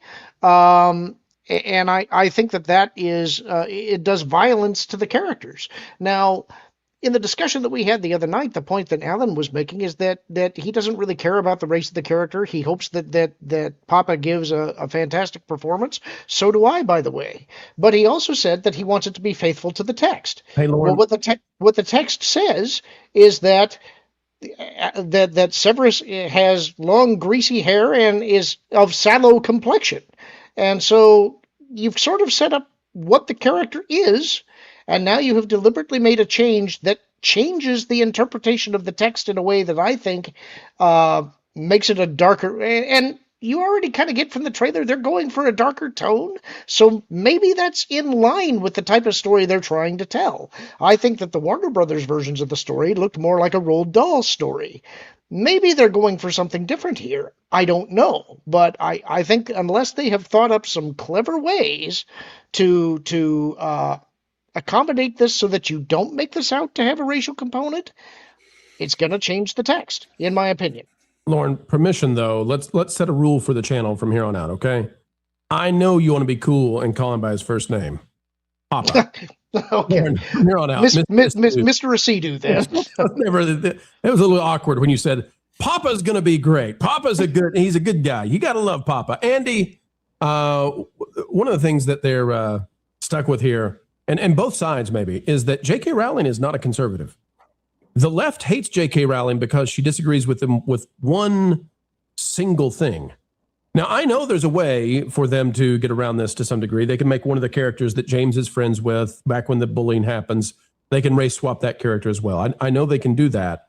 But it's funny to me to watch both sides not really understand J.K. Rowling. I think that's at the heart of this conflict is J.K. Rowling only agrees with the mainstream middle on this one thing about women. And that's really it. Yeah.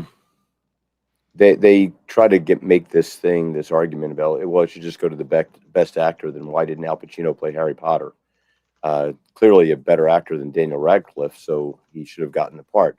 The point is that somebody made this decision, but they didn't think things through. You're talking about a world where there's already bigotry and hatred with the whole Muggles and things like that. It's not really a thing where it's a foreign concept. It's not like you're having this on a Star Trek world of Andor where everybody just happens to be the same color blue or whatever. It's a matter of like it does exist in our world where we have these issues and they want to make something of it. I think if you're looking to make money and you're looking to sell merchandise, it's a really, really dumb idea. I don't know who made the decision, but it's not their intent. Well, yeah, they clearly are hurting themselves because now I think the other problem they have with this is that the casting of the films was so wonderful. Everybody in those films did an excellent job on there. Now, the other problem you're going to have with this is what they did in the original versions of this and the books. Yes, James Potter had some flaws and he worked through them and became a better man. You know, that hero arc thing that they don't like you to think about because they don't like heroic characters. You saw growth in a character. You see Severus Snape he's still basically a villain through the whole thing. Everything he does in the book, he does for selfish reasons. It's revenge, and it's, you know, he wanted this girl, and this guy killed her, and he's not doing things for the right reasons because it's like the right thing to do. He just hates Voldemort that much, and he wants to kill him. This is clearly just another example of somebody, hey, look, we have to make this, and they justify it with, yeah, we got a really good actor to play it. It's irrelevant. It's like you can get the best actor in the world. If you take Laurence Olivier and you put him in a Superman costume, it's not going to work. Right. You need it with the physique and stuff like that. He did Othello. He did. He's the last person to do that role as well, and of the pasty variety. So, if I may, to talk about the threat, I may to talk about the threats. I believe they're real. Firstly, because I've gotten them for saying Nintendo is charging too much money. So we know that it doesn't take much to get deletion threats from the internet. It's the internet. You file a police report, you move on. However, we know, I believe, because I believe these to be true, I also believe that Warner Brothers or whoever the decision makers were knew that this was going to happen. We could tell here that they were clearly hedging a bet for it. But further than that, and moreover, the more important thing here is this is a gambit.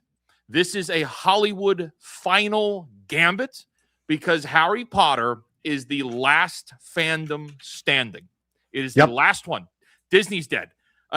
Disney Animation's gone. Pixar, Marvel, DC. Most of the Lord of the Rings is in an iffy spot right now. Rings of Power not helping. Star Trek's gone. This is it. And everybody, this is what I think we need to be talking more about. Disney, everybody, all of the executives are waiting with bated breath, excited with the popcorn. They're like the Michael Jackson meme with the popcorn, excited to see, oh man, the normies are going to slurp this up. And when the normies slurp this up, because they don't give a crap about the fans, they don't care. No. They need proof of concept that they can start remaking everything else. So yes, this is a test. This is, we got all these death threats, and still we got all these death threats, and it was a mess, and the fans were angry, and yet we have record viewership. Get ready for Cynthia Erivo playing Luke Skywalker in Star Wars, the remake. That's what's coming next. That got exciting and also disappointing in so many ways. Thank you, Wizard, for destroying our hopes and dreams. You said I may. Yeah, Cynthia Erivo, yes. And you did.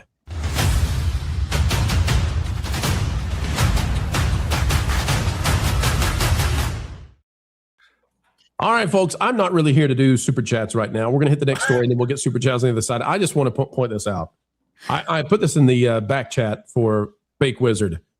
You just celebrated 100K. You are now at 111K days later. Wiz, we need to talk about this for a minute because there are very few channels. I don't know if you understand. I think you do. I think you actually have the perspective to understand the level of rare that you are currently inhabiting. We're just hey, we got another video in the pipeline, right? Let's keep going. Don't stop. Don't slow down. So fire everything. There are that's what you should be doing in this kind of a moment. Wiz, there are big personalities, people who became very famous and who have huge YouTube channels. You know, one of the ones that I was thinking about is if you go back and look at because I've done this before, looked at the growth trajectory for channels like Dr. Jordan B. Peterson, or you can go back to, there are some, you're not going to catch Coco Melon. Okay. It's out of the question. You can't catch Bluey, but you are out scaling some of the biggest channels out there. This is incredibly rare what you're doing. And I know that it's based on the talent and the ingenuity that you and your team have come up with. And I've had the pleasure of meeting now some of your team, but this is phenomenal, man. This is insane what is happening. And I am just clapping my hands as you run circles around the lamestream media. This is wonderful. You know what it is? We kind of figured out what the secret is. People want hope. And whereas, the thumbnails and titles might seem a little negative, what I do is here's a problem. Let me explain why there's a problem and then end with, and this is what you should know. This is what you need to know about it. And this is how you go about your life with this information. And it's something that I think people don't get enough of. So I'm trying to be, hey, things are really bad, but there's also really encouraging things about it now that you know. And that has changed the game for us. Finally putting that and going full force with it. Lauren, unmute. I know you want to weigh in. Rebellions are built on hope. Yeah. Yeah, Lauren, it's really funny. I think of the Andor, and it's silly, but I think of the Andor speech with Skarsgård, because I'm like, hey, I'll never be able to work with Disney, and I loved them forever, so I have to burn myself in order to try and encourage other people to compete with them, and it's like, man, I'll never work with Lucasfilm. Well, I just want to let people know, if they're not yet subscribed to you, they should be. You are outscaling some of the biggest channels in our space. It's incredible to see. It's well earned. It's well worth people's time to go check out what you're putting out there. And you have gone from the weird guy in the wizard costume that people kind of like, have you seen that guy? Is he on anybody's shows right now? Do you know who he is? To, oh my gosh, he's a phenom. Oh my gosh, he's still a weird guy in a wizard costume. Way to go, Wunderkind. Way to go.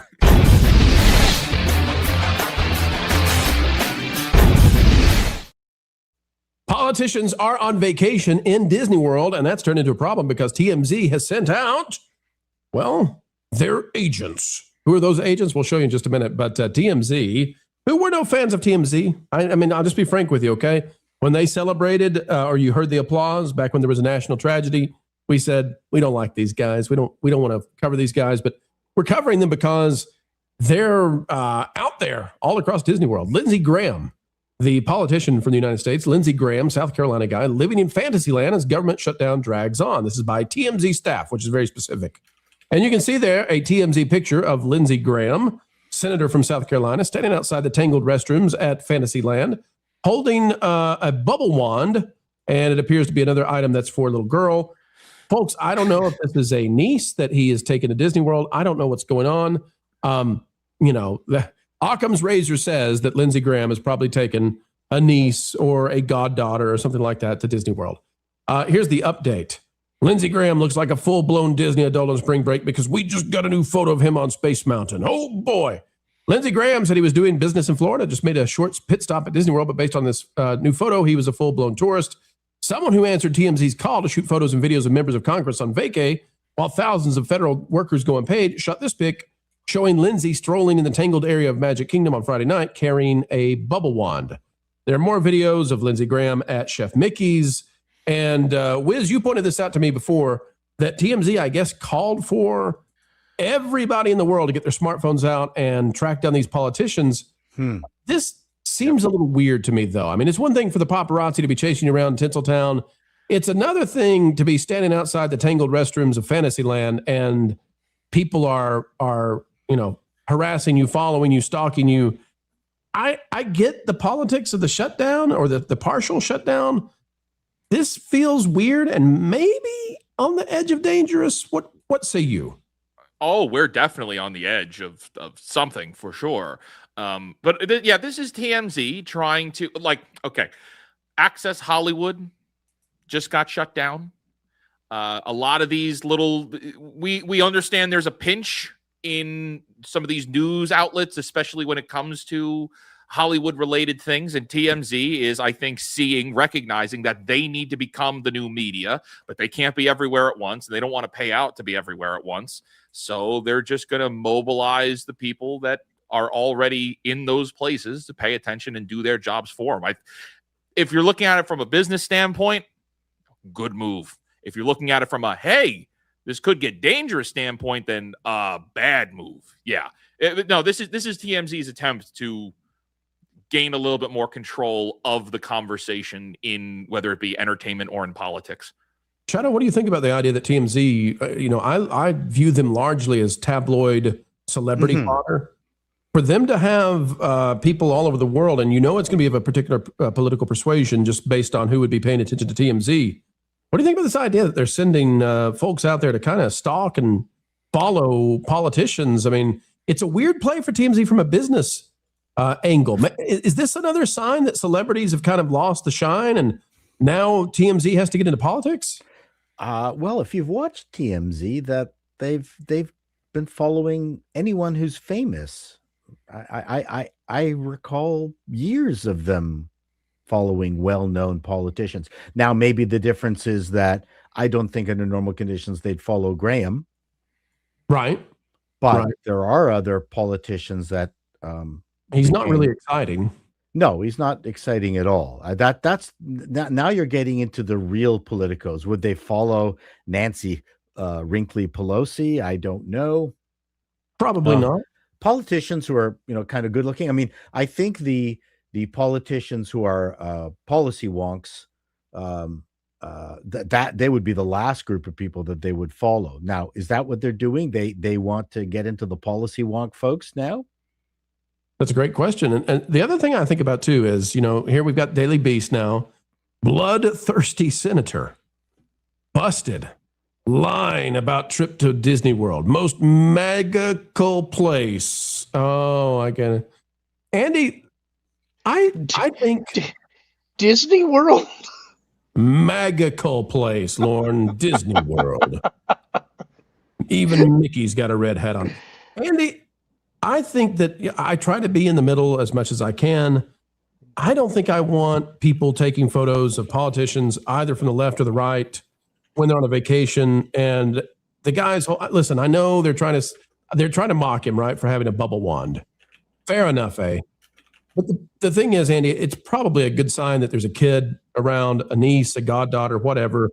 I don't want people taking photos of politicians and their families, left or right, at these places. I felt like it was unavoidable with J.D. Vance, the VP, when he went to Disneyland. You just can't get out of it. But when it comes to politicians and celebrities too, I just think there are some places where it's like, leave them alone. Let their kids have a normal memory or two. Like, just leave them alone for 5 minutes, 10 minutes, 15 minutes, whatever. It seems weird. It seems weird. But that's the Europeans are way more vicious around this, and especially the Italians, and have been traditionally. But do we want to be like the Italians, Paul? Do we want to be like the hairy-chested Italians? No. I totally get it, but I would say that if there's commerce involved, you're going to have a hard time stopping these people. And yeah, I mean, the politicians aren't going to be as interesting as the Kardashians. But, TMZ has been following, believe it or not, like people like Ted Cruz and Donald Trump, of course, Gavin Newsom. I mean, they're going to cover him, right? Sure. Yep. I mean, I remember they even did a thing on Elizabeth Warren. So I guess, whoever is famous, is fodder. Let me give you, okay, so here's the difference. I've been thinking about this for a minute, Paul, because I was thinking, okay, where's the disconnect? And I think I've got it. You tell me what you think about this. So it's one thing for TMZ to send out their own photographers and journos, and if we want to call them that, to go track down a celebrity, et cetera. It's another thing to call out to everybody who follows TMZ, go get them, go get the photos, track them down, because then you're dealing with amateurs. That's true. Who are getting in people's faces with phones. And when it's, when we got these kind of headlines out of the Daily Beast, if we'll go back to that again, let me put it back on screen. If we go here and we see the headline, bloodthirsty. Now, I'll be totally transparent. This will cost me a few. I'm not a Lindsey Graham fan. I'm just not. Okay? I don't hate the man, but this is a sensational headline. And when you are sending, so now, okay, so let's talk about the next day, right? So if I'm somebody who watches TMZ and now I feel like I've been given this mandate, I got to get out there and get a photo of this man. I got to find out where he is. And he's being titled to me in the Daily Beast, bloodthirsty senator lying about his trips to Florida. That incites people to be stupid. And the most incitable people are the kind of people who would be taking photos of him anyway. So that's where I'm going with you. Does that seem right to you, or am I just being a little bit of No, I think you're absolutely right. I think TMZ is being a bit of a dick, sending out a bunch of amateur phone photo users to hassle people that are just trying to live some semblance of a normal life. It's hard enough for them as it is. I Now, know given- I'm sounding very sympathetic. Well, Shadow, I just, I think that you probably have a more exciting life than Lindsey Graham. I mean, your car burned down in the street. You made That's jokes true. about yucked it up with the with the locals as it was incinerated. That's more exciting than a bubble wand. I'm just gonna TMZ has selected the wrong target. I have been recognized in a Chili's. That's really nice. That makes you feel special. It does. Yeah, it does. Did you sign the table when you left? I signed their napkin. That's even better.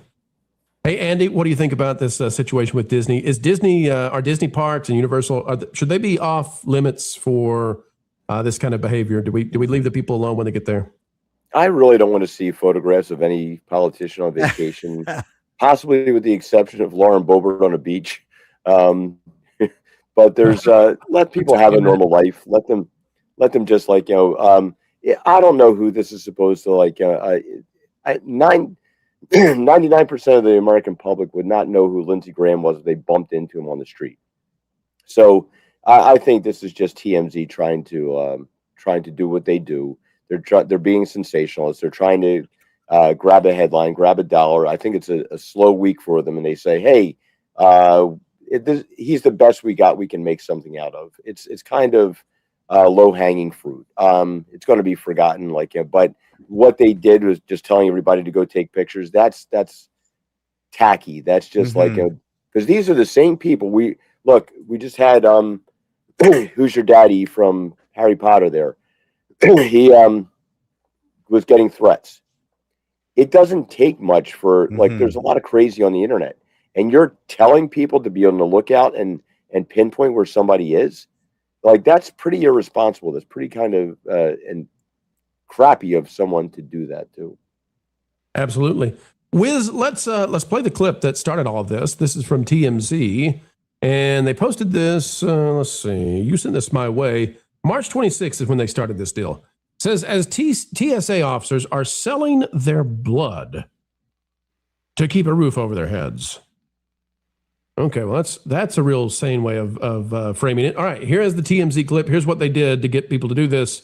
Here we go, Wiz, and then give me your thoughts. I want to talk to everybody in our audience right now that if anybody goes to Disney World with their family for spring break, or goes to a beach somewhere or anywhere on vacation, and you see one of the 530 Okay, enough. You get the idea.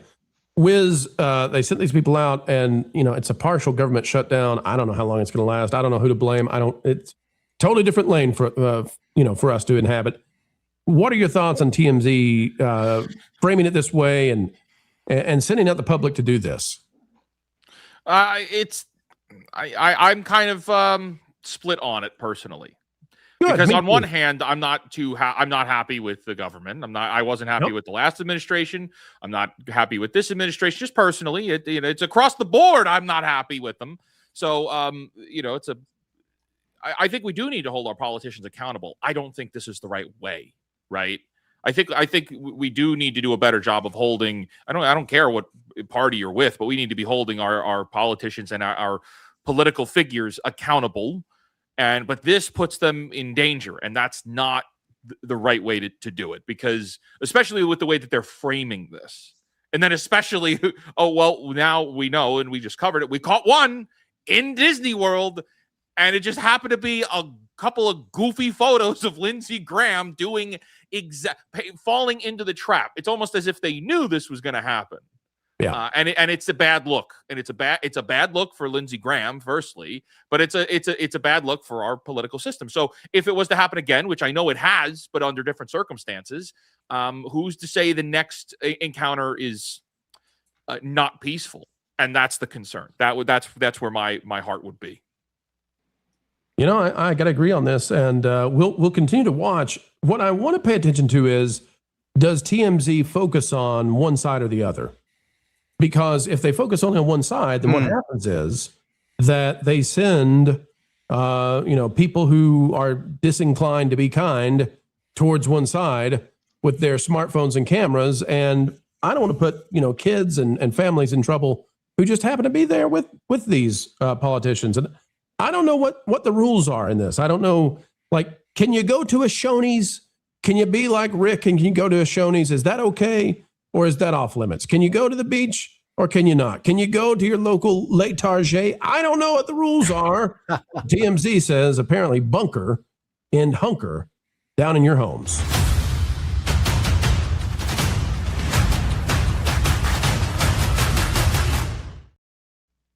Ladies and gentlemen, once again, the generosity in this community exceeds all bounds.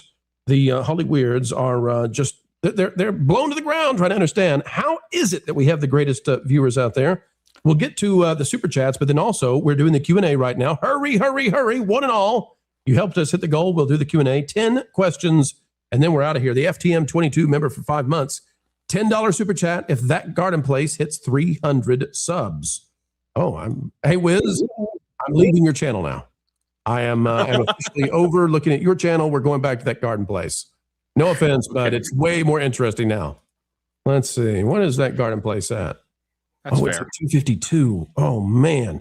If only we had a few more, folks. Only a few more. I'm going to click on it. Here we go. Let's see. We'll get it up on the screen. Here is that garden place. 252 subscribers. Folks, we need 50 more. And then we'll get the door open from the FTM 22. Blah, blah, blah, blah for 5. The Real Life Fake Wizard did a fantastic breakdown on Harry Potter. Go watch his review after this. Exactly. We've got England DG for 2. Wizard lies. He gives free cupcakes to the influencers. Don't tell him. They're not laced with anything, are they? No, they're just cupcakes. Oh, fake cupcakes, real cupcakes. I never can keep track of you. It depends on the day. Telepathic Bunny Comics for 5. About the Harry Potter comment. Darn you, wizard. Thank you. Sorry. Cynthia Erivo's going to be Luke Skywalker.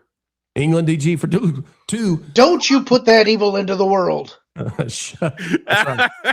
Don't you put that on me, Ricky Bobby. England DG for 2. Macron was there too at Disneyland Paris. Blah, blah, blah, blah for 20. I subscribe to that garden place. Please pass at least $2 of this chat over to Culture until he is able to monetize there. Thanks. Okay, Pro. At least $1. Sheesh, Pro. Okay. How about 50 cents? Oh, listen, I've got an entire 2 pounds of candy corn that needs to go over to Culture real soon. All right, let's refresh the line. You can't. Greetings and welcome to. I can't what? You can't grow candy corn. Maybe with a bush, a shrubbery. A shrubbery. That garden place at 258, folks. Let's get him there. We've got England DG for 2. Dang. The TMZ crew looks old as heck now. Yes, they do. Ugh. They do. We get old. Bikini, but those guys, they're we all get old. Not you though. That's a 3-letter word for you. Listen, Paul. I have seen you in person next to others, and listen, you look like you are a spring chick, sir. Spring handsome young man. That's right. Dapper. I just have a fairly decent outlook on life. Good genes. That too. Greasy Hungarian skin. All right, here we go, folks. It's the Q&A session. Cape Canaveral, 81 with a serious question. We'll give a serious answer to it. Kind of dark question, but when do you know when you failed? You have failed. I'll answer. We'll take this in pieces. You have failed when you do not see a path to where you want to be, and that means it's time to find a new path to a place that you could be. Is it when you're booed off stage, or is it when you've been unable to even reach the stage? How long do you try before it's clear? Well, it depends on the circumstance. It depends on what it is you're aiming for. However, sometimes the best way to get to where you want to arrive is not a straight line. And sometimes there are many diversions to getting there. So never fail to consider the audible. Can I give a quick analogy? Talk about that? Sure. A few years ago, I had a buddy who was doing the cosplay competitions at conventions, and I was talking to him about it, and he said, I tried and I competed in all these competitions and I couldn't win, so I became the judge instead. And I think that's what Pro is saying about pivoting, right? You may not get there on one way. Your destiny may be another path that's even better. That's right. That's right. O2RR, what are your favorite restaurants at Epic Universe? If you haven't been to Epic, then another theme park will do. Starting with Wiz, tell us about your favorite place where you don't get food poisoning. I've only eaten at one place in Epic, and it was the Dracula restaurant, and it was awful. So I'm sorry, I don't have a good one. I only got to go to one restaurant, and it was terrible. You were there. What day were you there, though? I mean, it was like one of the first few days the park was open, right? I was there within, I'd say, the first few weeks. Okay, because I've heard that particular restaurant, they've turned things around. But bad. I don't want anybody to go over there and get food poisoning. But I think they've that's the steak place, right?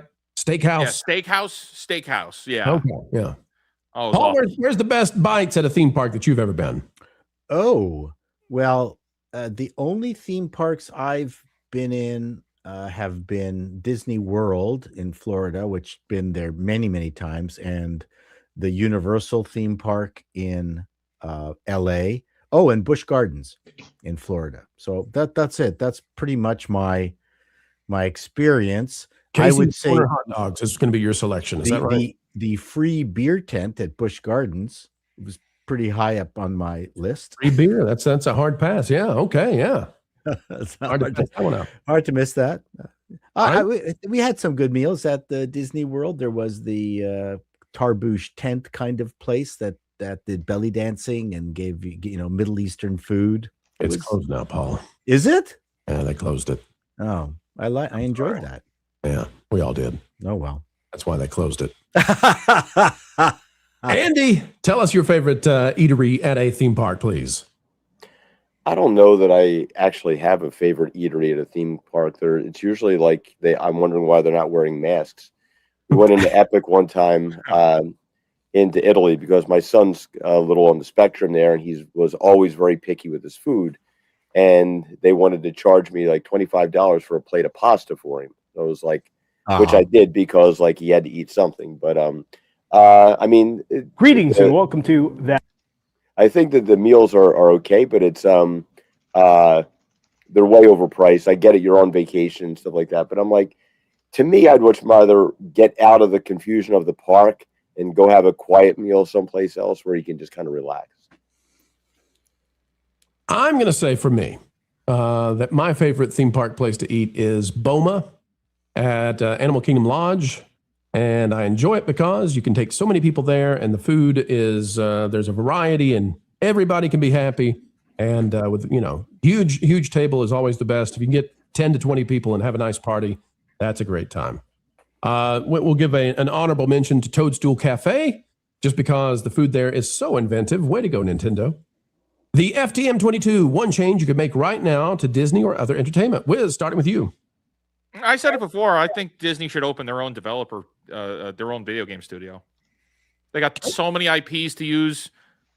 You don't need to put billions of dollars into it if you played it right. And there's a lot of people out there that are looking for work. Like, now is the best time to do it. One change, Shadow. What do you got? I would get Disney to reinvest in the Muppets and the entire world of Jim Henson and really bring that back to life. That's a good one. That's a good one. Andy. I would suggest heavily to Disney that they work, since they're not having anything new in their IPs, to really try hard to salvage things like Marvel and Star Wars, because if they could bring them back, which I don't think they have the will or the talent to do, but that's pretty much their only thing going forward, because they don't have anything that the kids really seem into on the lineup. Lauren? Well, I think Andy pretty much took mine. So there you go. And I'm going to cheat. I'm going to get off Disney. I'm going to go to Universal. Universal Studios, nighttime passes to Epic Universe. 7 p.m., get in, stay till 2 a.m. It'll free up some of the capacity issues you've got right now. And you got major capacity issues. England DG, Chato, why are you a Canadian? And explain why it embarrasses you as you eat your poutine and cry into your Tim Hortons. Well, I was born here against my will. I like to why? Say, my parents escaped communist Hungary and arrived here in 1947, and then somehow created me in 1954. I have thoughts on how that happened. We'll share them after the show. I don't want to know. I don't want to know. I guess that's a good enough reason. And there. That's it. That's all I have to say. Caveat Ties, got any recommendations for some indie storytellers to check out? Lauren, what do you got on this one? Any indie storytellers?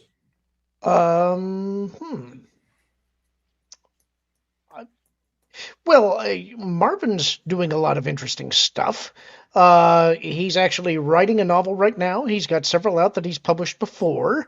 I don't know if he did those under a pen name, though, so you'd have to double check with him. I know that he's also making some pitches to the Rippaverse, so I would check out Marvin Montanero's stuff. Also, folks, Caro from the Rippaverse has just put out a new novel. Go check that out. I think that's a great option. All right, we've got Donovan Bradford, biggest surprise film you liked. Biggest surprise film you liked. Godzilla -1 for me. I went in thinking it was going to be an average Godzilla film. I came out saying, oh my gosh, what did I just see? Black Phone 2. I really liked it. I thought it was good. I'd say Weapons. That took me by surprise. I'm going for Moulin Rouge. Moulin Rouge. The Baz Luhrmann movie. I had no interest in watching it and ended up really enjoying it and have seen it many times since. Lauren, go ahead and say yours. It's 2 words, 3 syllables. Starts with Han, ends with Olo. No. Actually, I'm struggling to think of one that's leaping to mind. I guess I could say that we did just review one. It's a special one for the genre guys, in honor of Chuck Norris, and it was Way of the Dragon, which I had never seen, and it was actually. Yeah, I know. I'd never seen it, though, and it was surprisingly delightful. So if you guys like kung fu movies, it's fun. Bruce Lee versus Chuck Norris. It was Chuck's first major film role, although he doesn't have a speaking part in it. No, Way of the Dragon. Way of the Dragon, sorry. Yeah, and I quite enjoyed it. So it's a little weird.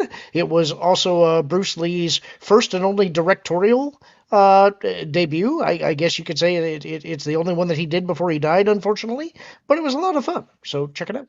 There you go. All right, for expediency and so we can get Chato to bed on time, I'll do this one. Bad News Badger, if someone would be able to do an Elon Twitter move on Disney, who would be the right person to see it through other than Peltz? I'm going to assume this means that somebody like Elon buys it, and who's going to be in charge of that to run it, because the people who buy it probably aren't going to run it. In that case, John Lasseter is about the only name that comes to mind as somebody who could run the company. All right, we got Bald Hoplite out there. Has there ever been any ideas for a TPP app? Yes, there have been thoughts on that, and we'll have announcements in, days to come. All right, we've got Daniel Cron out there. Have you heard of the movie A Great Awakening by Sight and Sound Films? Yeah. Coming out next month. Oh, in a few days it comes out. There you go. Check it out. Cape Canaveral. Wait a minute. This is Cape Canaveral's second. Yes, what was Walt's best live-action movie? He asked if he could do that. We were short of 10, and I said since they were not pouring in, yes, he could. What was Walt's best live-action movie? I like Mary Poppins. Mary Poppins has to be the winner there, but does it count? Because it's live action, but it's hybrid. If we're not allowed to do a hybrid, then it's going to be Davy Crockett's not a movie; it's a TV series. Maybe Old Yeller. Oh, I don't want to pick that one though. That's wow. No, you're wrong. Well, you're wrong. What's the best live action movie without any cartoons in it? Something Wicked This Way Comes. Oh yeah, you win. I'm going for Love Bug, Herbie the Love Bug. That's a good pick. one. I absolutely adored that film. Yep, I love when I see the little bugs drive by and they've still got them decorated like Herbie. I always enjoy that. But just what a notion of a Volkswagen zipping past NASCAR. Oh yeah, racers. I mean, it's a great visual. And mentally too, you're thinking, okay, I'm just going to take my, whatever rust bucket I've got, and I'm dreaming, about that. I had a nightmare, actually. I had a reoccurring nightmare where I would take whatever car was super modern, of my time, like a Corvette or something. And I said, okay, I want to race this in the initial races against Henry Ford and all these Mercedes steam powered cars. And my car would magically transport onto the starting line of some European race, and with all these jalopies. Unfortunately, people in the future had the same dream, and hover cars would pop up next to me, and cars far more capable than my Corvette. It was always a reoccurring night.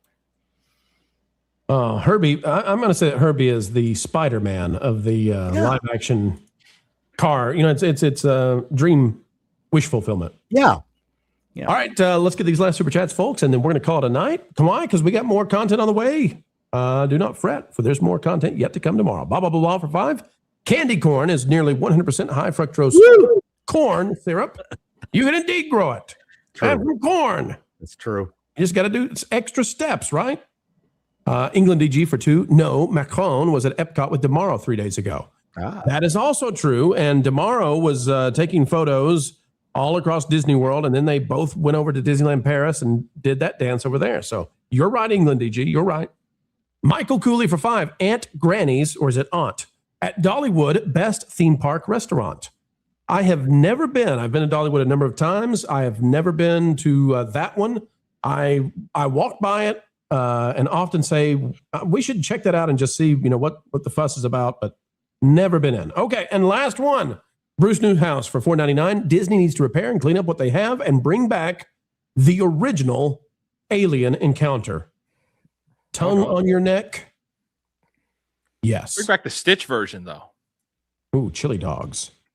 All right, folks, get over and subscribe to all of our friends on the panel today. Fake Wizard is on a tear like we have rarely seen. Chato is always causing you to have a stitch in the side. And he's just the kind of guy to give you a lift of the day. He's also appalling.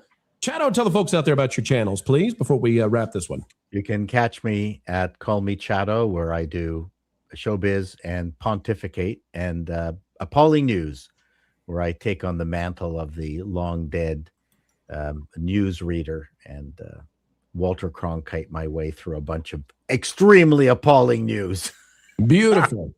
And folks, if you've been hearing me playing Culture's voice on occasion on mistake, that's because I've been checking to see he's at 267 subs. Let's get him above. Come on, 300. We can do so. Andy Masterson, tell the folks out there where you can be found and what you are doing on the YouTubes.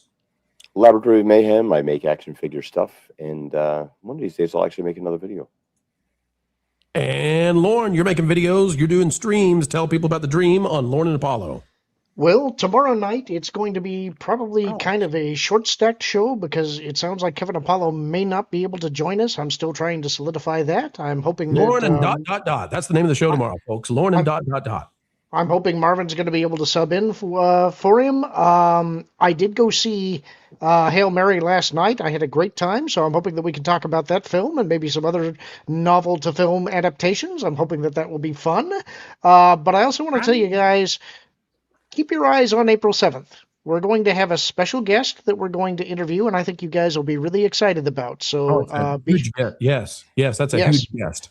Yeah, be sure to show up for that one. I think it's going to be quite fun. There you go, folks. The fun never ends here at FTM22, gifting 5 pro memberships. Thank you. That's so kind. I want to hear it. Not right now. Yes, now, Dusty Bun. Wait. Okay.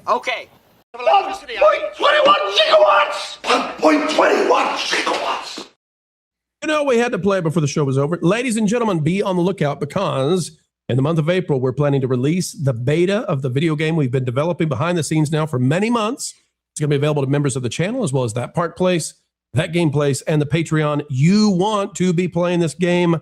We're finally in the polished stages, and I'm so excited to bring it to everybody. So we'll be releasing that. Don't forget to Wednesday night, live review out of the theater of the Mario Galaxy movie. Star Fox will be there. Will you be with us? Folks, we need you. Be there. Be square. Pro show tomorrow at noon. Until the next time, folks, keep learning, keep growing. And here's the outro. The mainstream media just can't understand how it is we continue to do what we do. They don't realize that we are powered by you, and you are... 1.21 gigawatts! 1.21 gigawatts. Folks, we've still got decades and decades left in the can. It drives the mainstream mad. Would it make you feel any better if you knew that what we're asking Matt here to do is a holy thing? You see, we're on a mission from God. We're on a mission from God. Now you're gonna put me right back in the joint. They're not gonna catch us. We're on a mission from God. So, folks, as we always say as we end each and every show here, and we mean it, keep learning, keep growing, and as always, keep having fun.